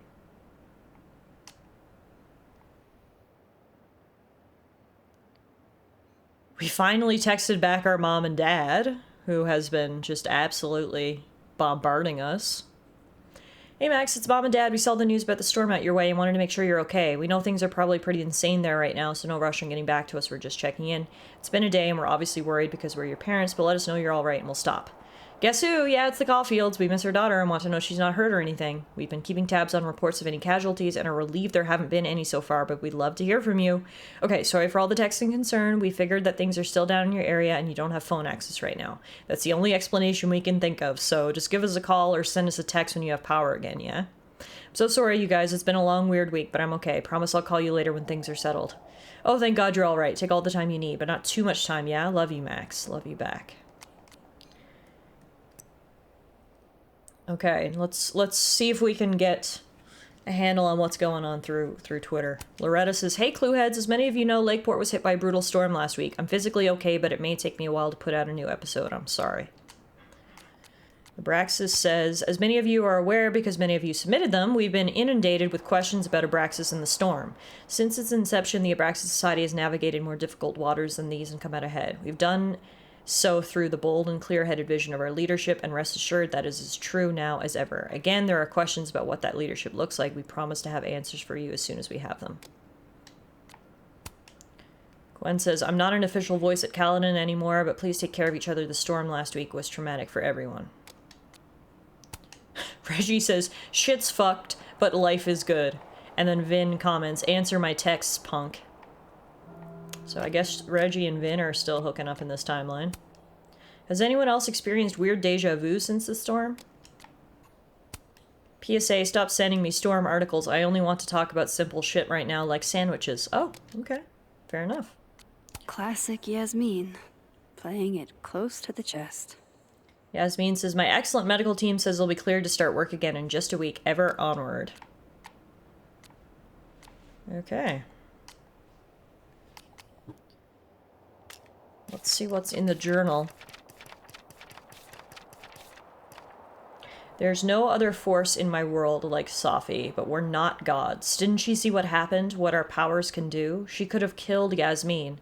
After everything happened, I felt so numb, I couldn't tell if I was awake or dreaming. Time traveling is like that. It's real up until the point no one else but you can remember it. I doubted my choices. I had regrets. I wasn't sure which words were mine or hers. It was like we were still in each other's head. You felt the same way once. I wanted to know you like I knew myself. I felt proud when I could say the words you were thinking out loud. I thought we were linked, but I couldn't predict what she'd do, and now Safi's gone.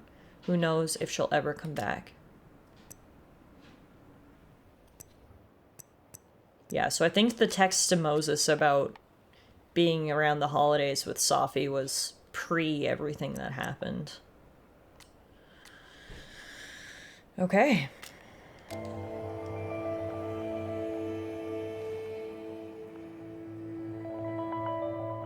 No more lies. No more hiding. Yeah, I think Max is gonna go out herself to everybody at the turtle. They're all waiting for me at the snapping turtle. I mean, it makes sense. If everyone still has their memories of what happened, they're all like, literally, what the fuck? Max is gonna go tell them. We got some more messages. Good to know that the storm aftermath didn't undo the effort I put into that godforsaken puzzle box. Okay. Look, I didn't exactly have a record of letting you into Abraxas or who did, but it's been a very, very long week for everyone and we're glad you're here. Snake legs forever. Yeah, this is, we're gonna have a lot of explaining to do. Hey everyone, so I can actually travel through time and travel between timelines. So there was a timeline where Safi was dead and I was jumping back and forth between the timelines to restore her. Safi also has powers. She is a shapeshifter and she fucked everything up and is now gone. And I decided to stay and try to piece everything back together. Anyone have any questions? Wow. It has been a lot. So it looks like, yes, the timelines have converged. In whatever reality, all those moments between us were real. Both realities somehow got smushed together in the storm. Now everything's the same, but not. Interesting. How crazy is it that my brain can wrap around that so easily? Years ago, I would have been freaking out. But I'm okay. I'm not that same kid anymore. That storm haunted me for years. I can't let this one haunt me too. Oh, and Safi might be a supervillain now, I guess, so there's that little wrinkle. Yeah, so this is gonna take some piecing it together, because I guess we're gonna have to figure out, like, if the timelines came together, what's actually canon? What do people remember? Which version of people did we get? You know? Obviously, that's gonna take some getting used to. But Max seems hopeful, which is good. Overwhelmed, tired, but hopeful.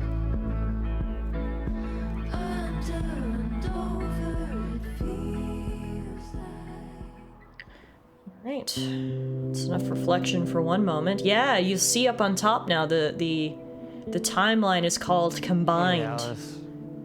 Hey, you didn't answer my... There's no dead world, there's no living world, it's just the world. Hey there. Miss Caulfield. Sorry. I'm still kind of on edge. Thanks, by the way, for what you did at the nebula. I froze up. Hey, you were overwhelmed. Most people aren't prepared for reality to break like that. So, do you also remember that there were like 2 of you? And now they're fighting for space in your head? Well, it didn't work the same way for me. But that's because... Wait, are you asking on the record? This isn't for my podcast, I swear. I'm putting that on pause for now. Interesting. So it seems like everyone has the memories of both worlds. So they're trying to figure... So she remembers like what Dead World her did and Living World her. They're both in her head kind of fighting for space. That's interesting. I can only imagine how confusing that is to suddenly just have memories of 2 different timelines in your head. That's a lot to unpack. But good for you for taking a break and not trying to make a story out of everything. I'm glad. There's always time for clout chasing next semester. Damn, Miss Caulfield. Deja vu squared. But fair. Take care of yourself, okay? We've all had it rough. Right back at you. Safi's off creating the Sisterhood of Mutants. Yeah, she's a little busy right now. The quad's looking pretty good after, you know, being hit by a supernatural storm. Yeah, honestly, other than some, like, tree branches, it's really not that bad.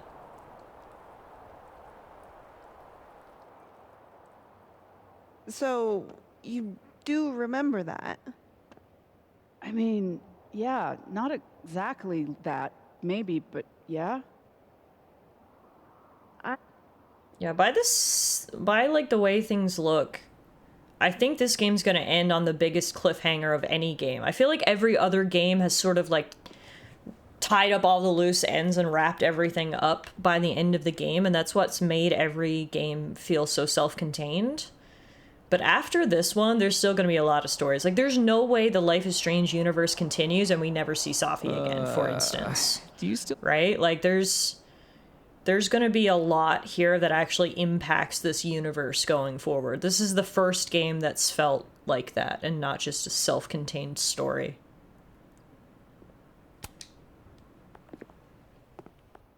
Working on your new book? Maybe you should switch to science fiction.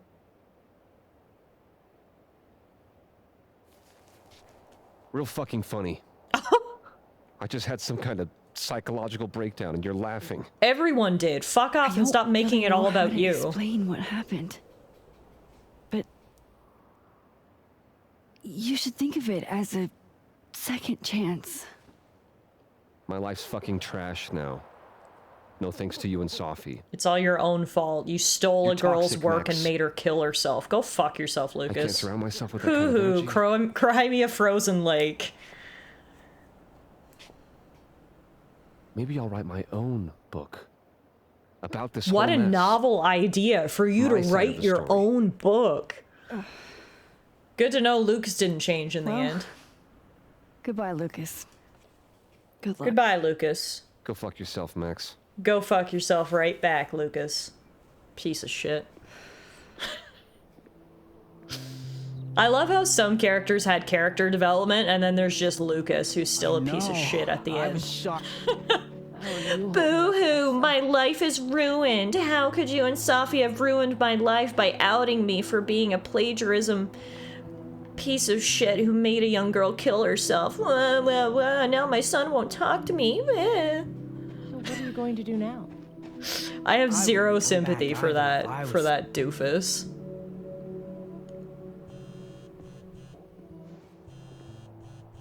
Yasmin. I haven't heard from her since the day she came out of surgery. Hello? Quick, reload, side with Sophie, then destroy Lucas with joint powers. Me call Sophie. Sophie, I've reconsidered. I would like to join your villain squad after all. Oh, what a mischance of use the one from the first game. Go fuck your selfie. Yeah, I wish Max had hit him with that before she left. How's your shoulder? How's your shoulder? The bullet missed any major veins. But it will be months of physical therapy before I can use my arm. Yasmin, what you saw during the storm... I don't need an explanation. Not yet. If I try to understand, then there will be no room for my recovery. And I will recover. I have to find Safia. Any news about your job? I heard the board, I have been arguing with them. I made my mistakes, but these are offset by an excellent track record. And did the board buy that? They did not, no. I have been asked, forced to step down. I love my daughter, Maxine, just like you. I am not a monster. I haven't heard from Sophie, if that's what you're trying to ask. Oh. I had hoped. One moment. Excuse me. I'm apparently well past the appointed time to take my painkillers. We're not going to say bye. We're just going to hang up Until on each next other. time. Okay. Strange. Before we go to the turtle, I want to see if we can go inside the building. Huh. Guess the Sophie Memorial is no longer here. Or maybe never was. After all the storm shenanigans. No use going that way. I've got other places to be right now. Nope. Guess we can't go inside. We're going straight to the turtle. But yeah, TS makes a good point. It's bold of the developer to not actually sequel bait until the 4th title. But I mean, hey, I guess they took their time establishing the world. To be honest, I guess they kind of took the path of the MCU. They made all the individual projects, got everyone interested before they bring us all together. I mean, it's inevitable at this point that everyone's with powers are going to come together. It just seems that that's what's going to happen. There's no way this is the last we see of Max. There's no way this is the last we see of Sophie. Like I said, too many loose ends at the end of this one. But alright, that's all we can talk to for right now. So we're going to head to the turtle, which it seems where everyone else is, and Max is going to have some explaining to do. I guess the real question is how candid she is going to be about everything. Do we tell them everything? Do we only tell them parts? I guess it depends on the reaction we get. I'm not sure I can take another game's worth of Wolf Boy, though. Yeah, hopefully he's just a side character at best. Hopefully he doesn't get his own game or anything. Alright, yeah, here's the rest of the main characters.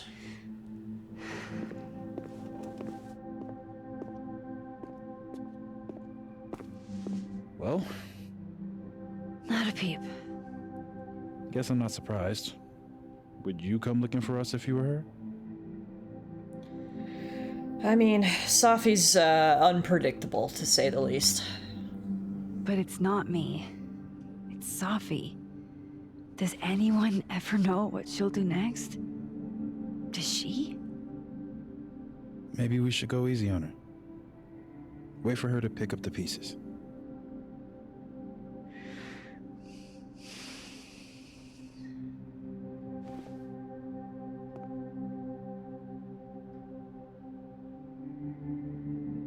In the meantime...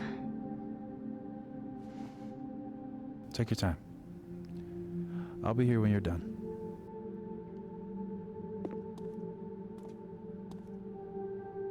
I want to check on how everyone's doing first. Yeah, first though, let's check Twitter. Crosstalk. Amanda says, hey, so weird question, but is anyone else really fucked up from that storm? Because my brain is just not operating right, and I'm not sure what to tell someone I just became really close to. Ooh. Ooh. Interesting. I think we're gonna have a good conversation with Amanda. Mood right now. Schrödinger opening that box and finding his cat miraculously alive. Diamond. If anyone has answers about that storm last week, please let your girl know because that was wild. Yeah, I can only bet. I am confused and we know like 100% of what happened. I can only imagine what these poor people are feeling. Just having no backstory and suddenly having memories of 2 lives and going through a giant storm and... Hey, Death, how are you? Happy Saturday! We're getting towards the end of Life is Strange Double Exposure now. The 2 timelines have merged back together, and we're just trying to piece through everything that happened and help all of our friends piece through everything that happened. Let's start with Buns. No, actually, I feel like we should save Buns for last. Save the best for last, if you will. Let's start with Diamond. Sorry, You're gonna explain what happened, right? Hey. We okay? What do you think it all means? Why you? Or Safi? I'm still figuring it out myself. I'm still trying to understand. I didn't know anyone else had powers until I met Safi. That must have been a revelation. You have no idea. How are we supposed to walk around knowing something like that could happen? Just like you handle the regular world. Crazy shit can happen even when people without powers are involved. This is really no different. It's scary, I know, but... we're all afraid of the unknown, and we all just continue to put one foot in front of each other and get through this crazy, crazy, messed up world we live in. You already handle that. Every day. Anything could happen at any moment. You could be hit by a car. Struck by lightning. Is this your pep talk? Wow, okay. What do you want me to say? The fuck, Diamond? I get it. This is insanely confusing and overwhelming, but you don't need to be pissy at me for just trying to help. The world's running on an RNG anyway, just go with it. Exactly. You're the one who's been texting me for days. Well, you're the only person who was there. Who else am I gonna text? Max was there. Max has... stuff. I didn't want to bother her. You don't have any trouble bothering me. Are you complaining? No. Alright, looks like Reggie and Vin's romance is still going in this combined universe. Or maybe it's a little weird because in one universe they were in love, Max? hooking up, or in one universe they weren't. Safi. But clearly it's led to some barely heard from her underlying before things she in the brain fucked combined us all in universe. Skip Town. Were you and her ever serious? You know me. I don't get serious.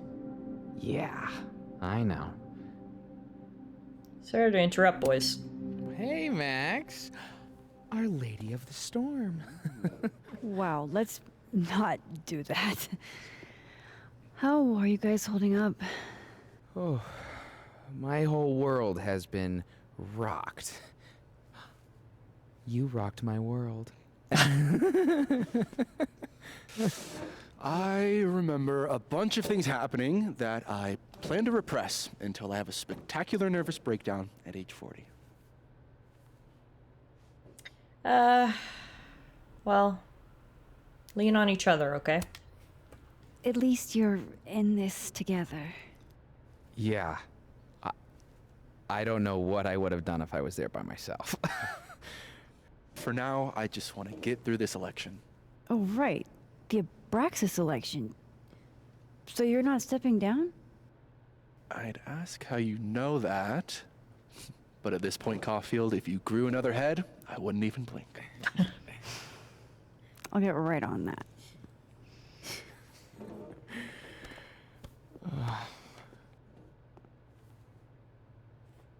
We got a new journal entry. Not sure how Max had time to make a journal entry in between talking to them and right Diamond's now. Always pissed. But anywho, let's read it.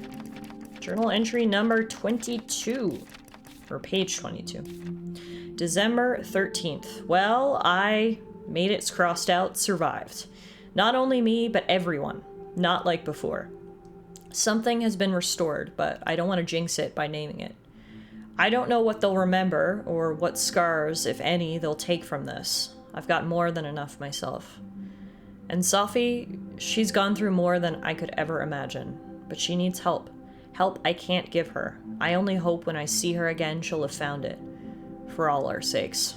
Do you really think? Unfortunately, I feel like that's probably misplaced hope. I feel like Safi's gonna have to go through her villain arc before she goes through that, but anyway.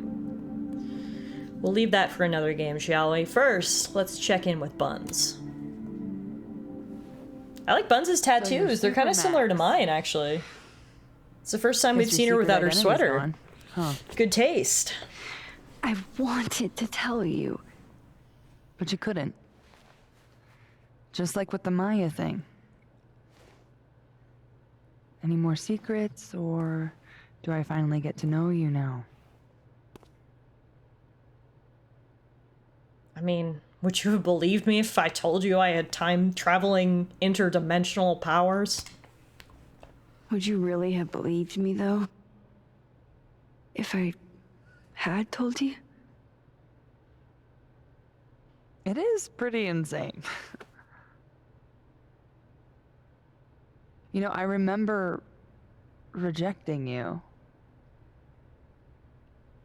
And then you just found a version of me that still wanted you. A pretty cool trick. But kind of fucked up. Where does that leave us? I'd understand if this changes things. I don't know if I can answer that right now. All of this scares the shit out of me, honestly. If it weren't you, I don't know how down I would be to play Lois Lane. But it is you. And I like you.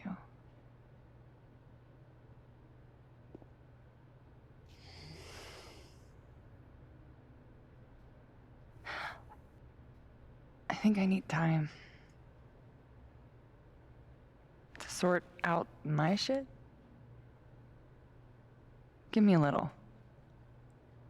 And then who knows? Maybe you can win me back. Challenge accepted.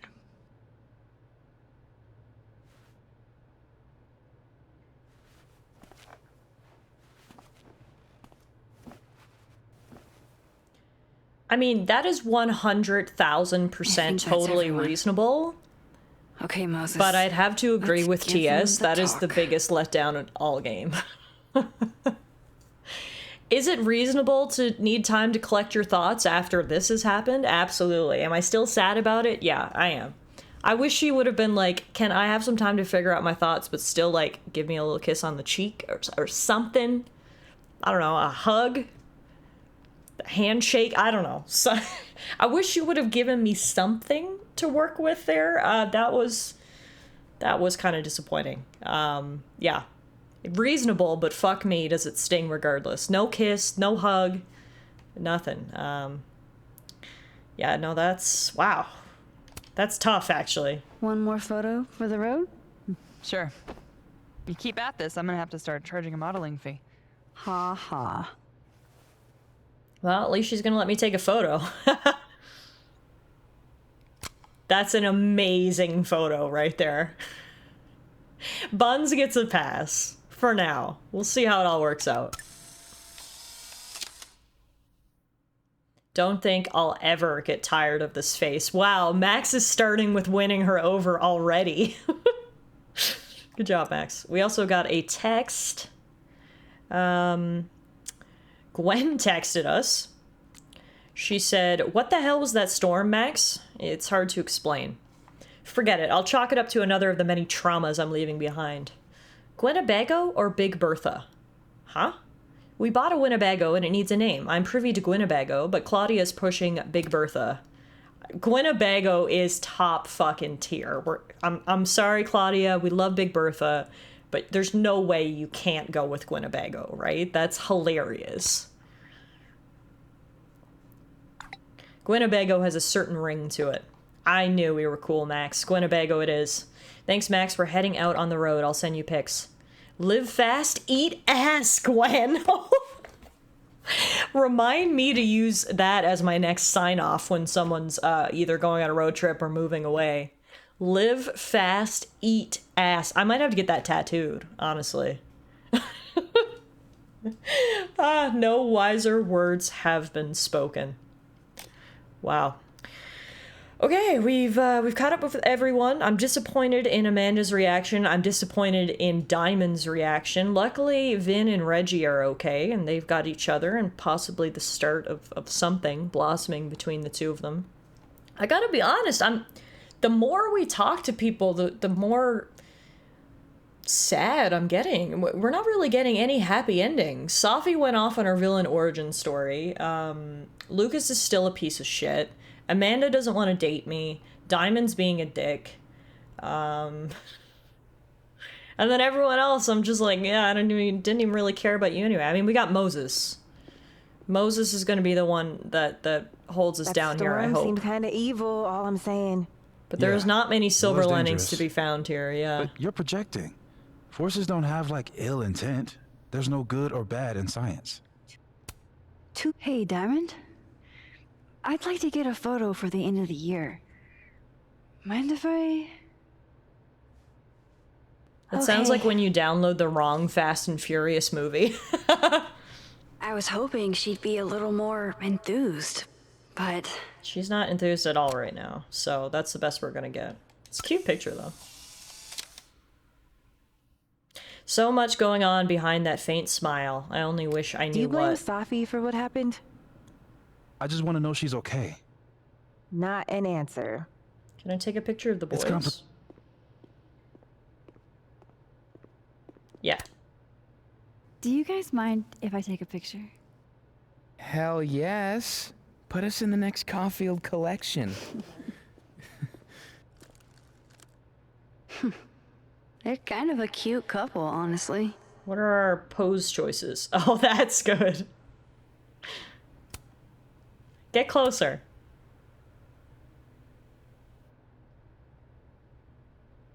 Oh, there it is. That's a good one. That's the one.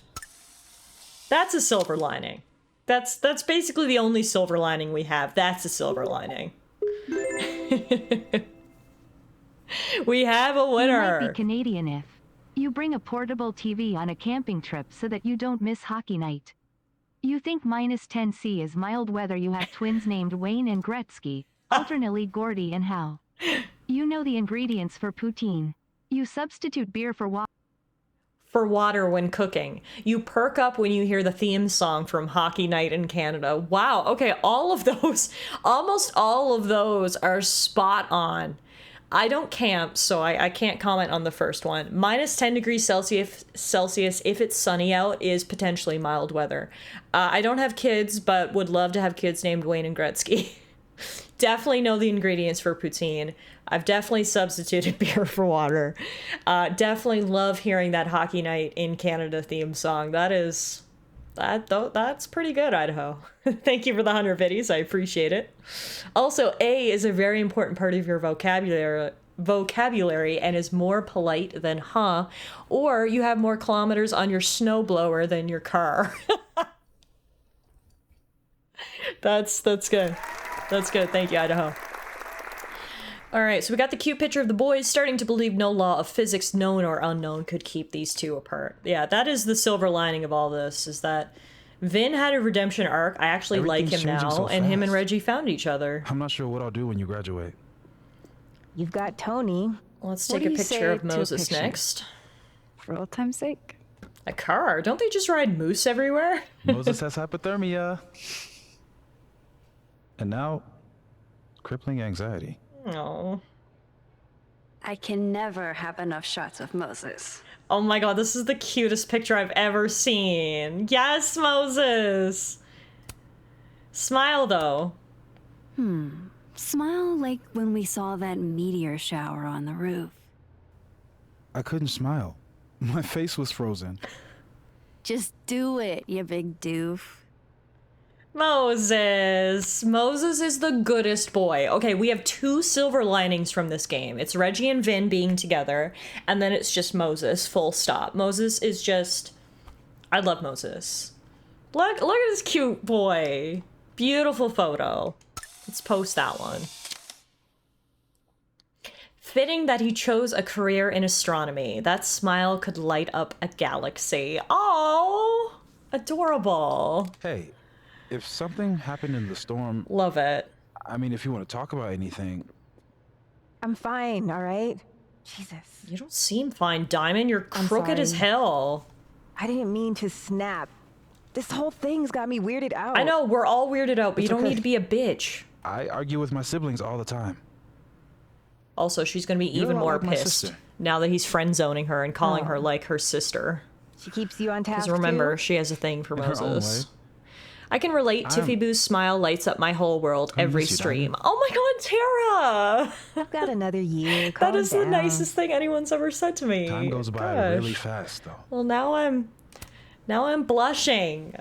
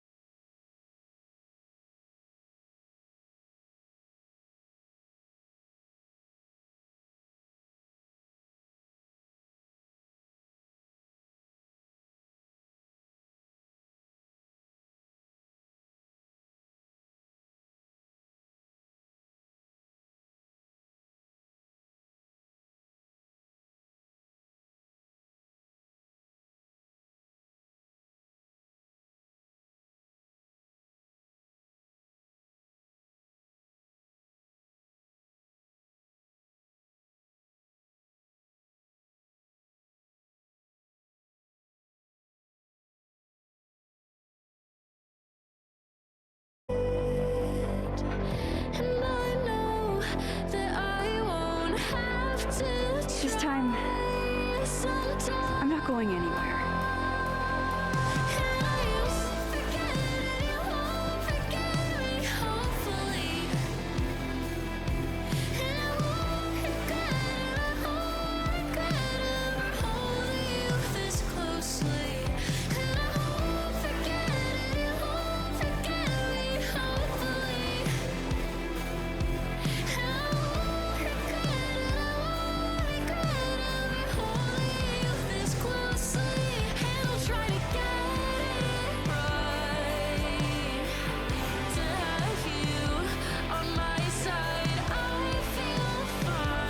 This song is lit.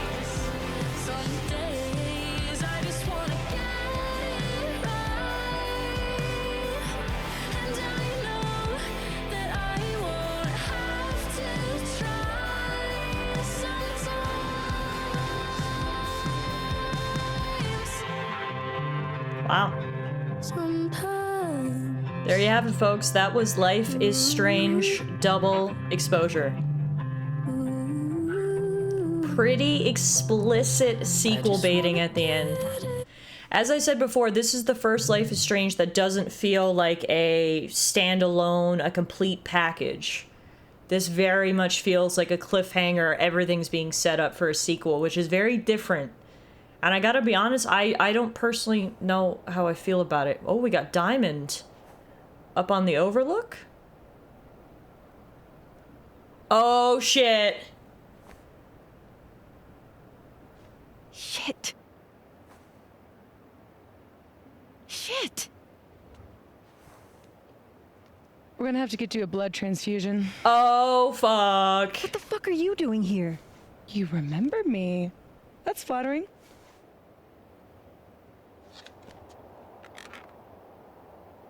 I've seen nosebleeds like that before. So you can run, or you can follow me and get some answers.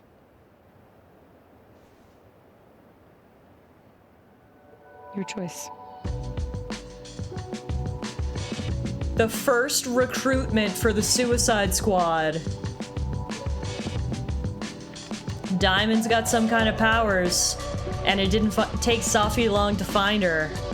Max Caulfield will return. Whoa. Guys, that was fucking huge. That 30-second post-credit sequence was huge. Could you set up a sequel any more than that?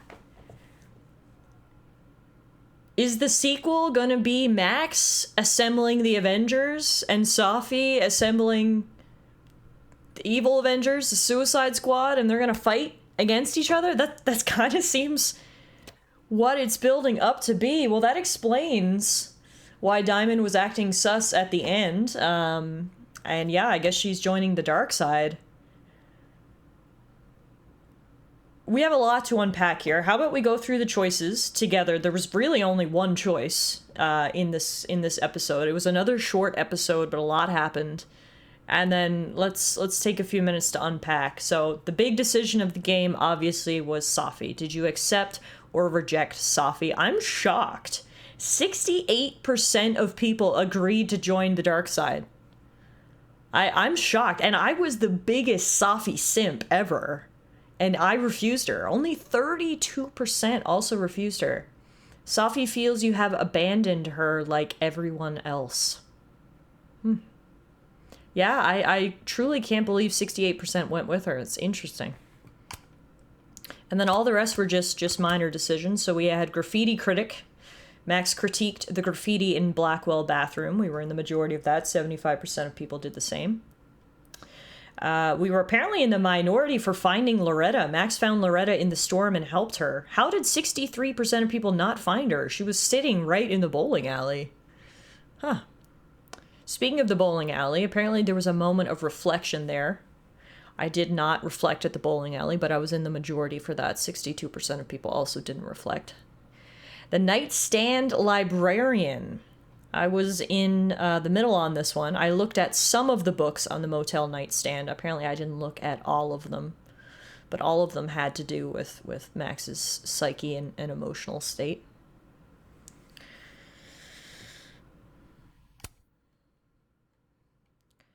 Wow, the majority looked at the lockpicks. 92% of people, including us, reminisced on Chloe's lockpick set. And the majority of people got Loretta to come around. 62% of people found that Loretta had a change of heart in how she reports stories. So that's a silver lining. Loretta came around. 73% of people had the Reggie and Vin reconciled ending, which I think is the best ending. Apparently the other two options were Reggie is either upset that we kissed Vin, or we just didn't speak with Reggie at all. So I'm glad we were in the majority and we got Reggie and Vin the happy ending.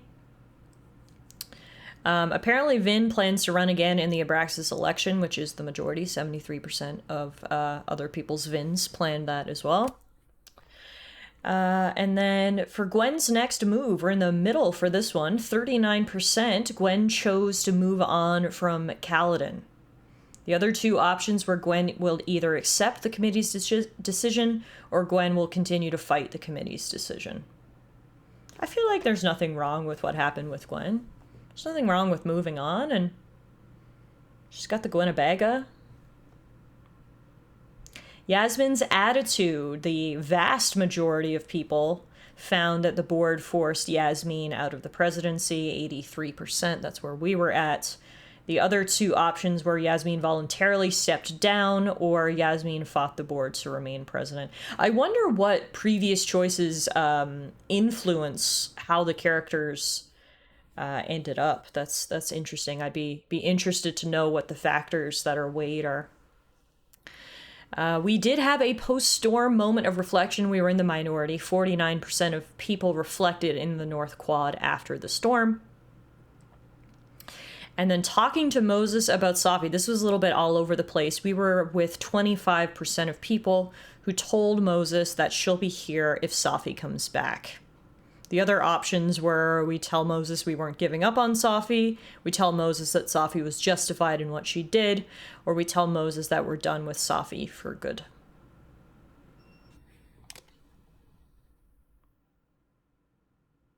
There you have it. That's it, folks. Life is Strange Double Exposure. Those were all 5 episodes. The game is officially complete. And I want to thank all of you guys for hanging out with me, for watching this playthrough. I hope you enjoyed it. Thank you very much for those of you guys who've been here from the very beginning all the way to the end. I personally love the Life is Strange series, but I've loved the Life is Strange series even more ever since I've started streaming the games on Twitch with you guys. We've streamed every single game now, I think. So I'm very happy to continue with that tradition, and whenever the next game comes out, we will definitely stream that one as well. I want to take a minute to just sort of unpack what just happened. Your host says, welcome to the LISCU now. Yeah, so this is an interesting game. So up to this point, we had Life is Strange, of course. We had the prequel to Life is Strange Before the Storm. We had Life is Strange 2. We had Life is Strange True Colors. All of them were sort of self-contained stories. Up until this point, I would have said you don't need to have played any of the other Life is Strange. Just kind of pick one that interests you.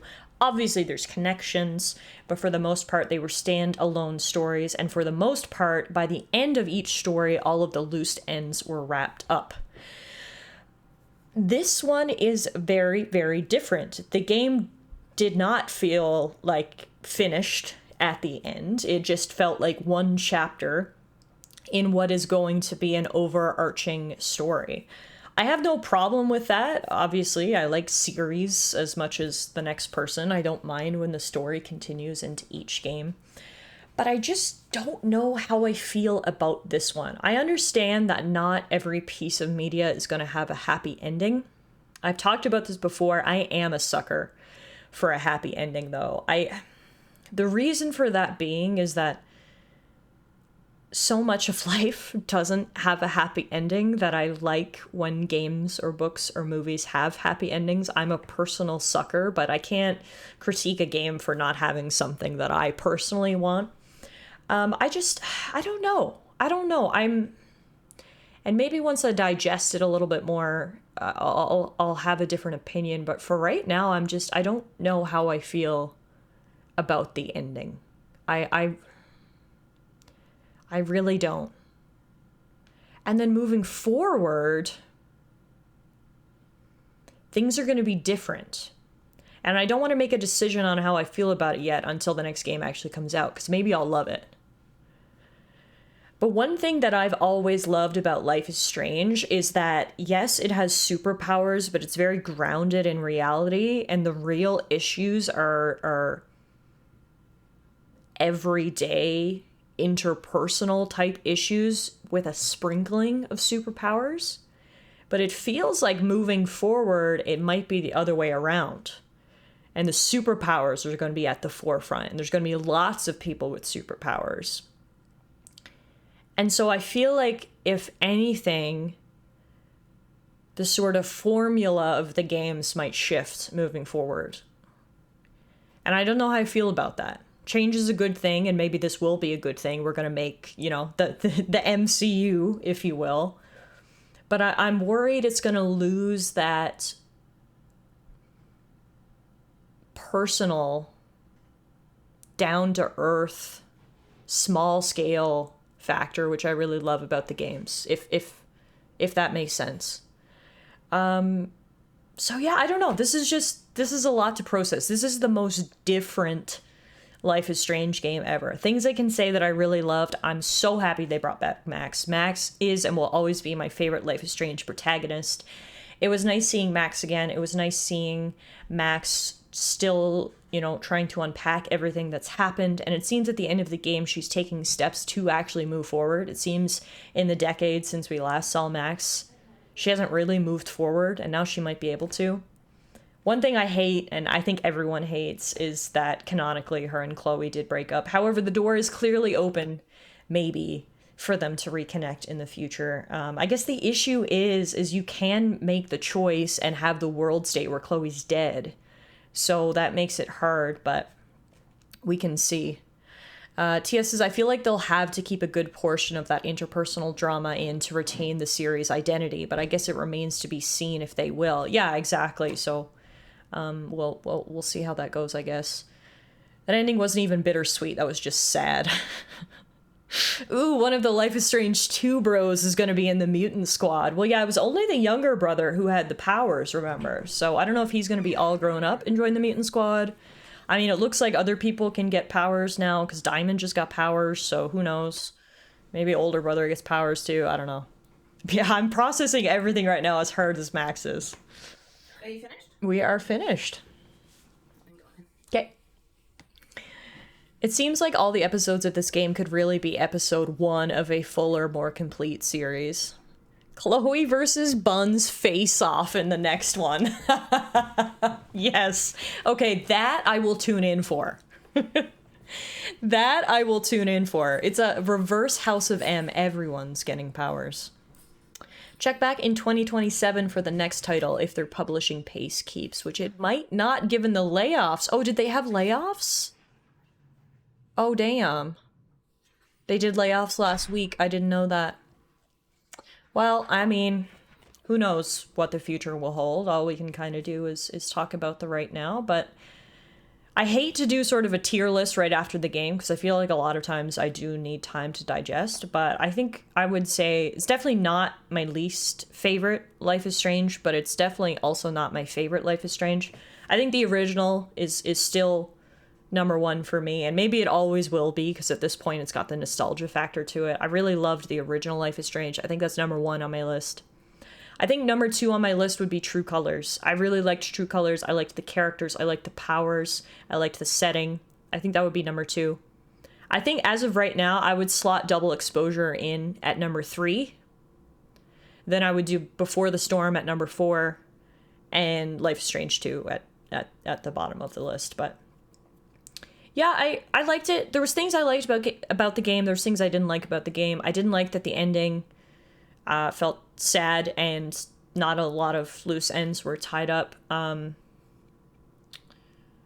I did like being Max. I did like some of the characters we met. I love Moses. Moses is like maybe one of my favorite characters they've ever introduced in the series. I love Moses so much. If Moses wants to get superpowers and join our superpower squad, I'm fine with that.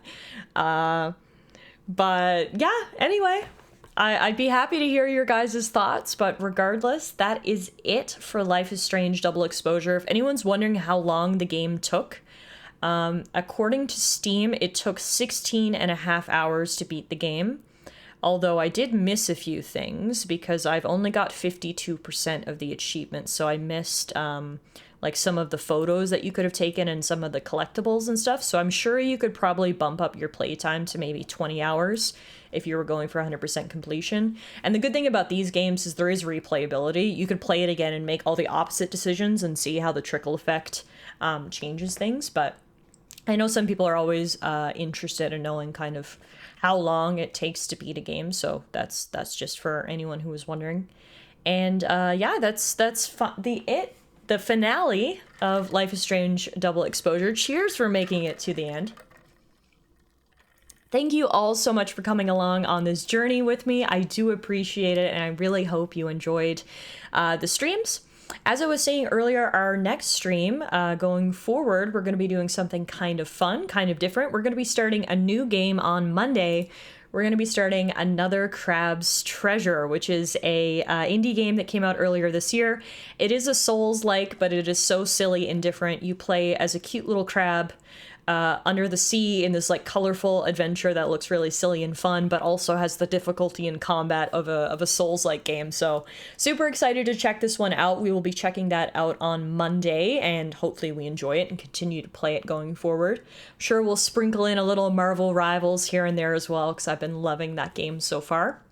And then in the new year, expect a new Pokemon Nuzlocke challenge. So that's what's coming up over the next, say, 4 weeks or so. So hopefully I'll see you guys. For the rest of the year, we are going to stick with the Monday-Saturday schedule. So we'll be playing Another Crab's Treasure / Marvel Rivals, just interchangeably, kind of whatever I'm feeling. And yeah, we'll have a few more streams before the end of the year. Today is December 14th, which is crazy. So we'll be back on Monday, December 16th. And then next Saturday, and you know, alternating between Monday and Saturdays for the rest of the year. I'm not sure if I'll switch up the schedule in the new year or not. It's something I'll consider over the holidays, but for right now, that is the status quo. And cheers to all of you guys. Thank you for hanging out with me today. I really appreciate you guys taking time out of your Saturday to be here. You know, I love hanging out with you all, and playing games is so much more fun with friends. Have a great rest of your Saturday. Have a great rest of your weekend. Take care, have fun, and I will hopefully see you guys on Monday for Another Crab's Treasure. Bye, everyone.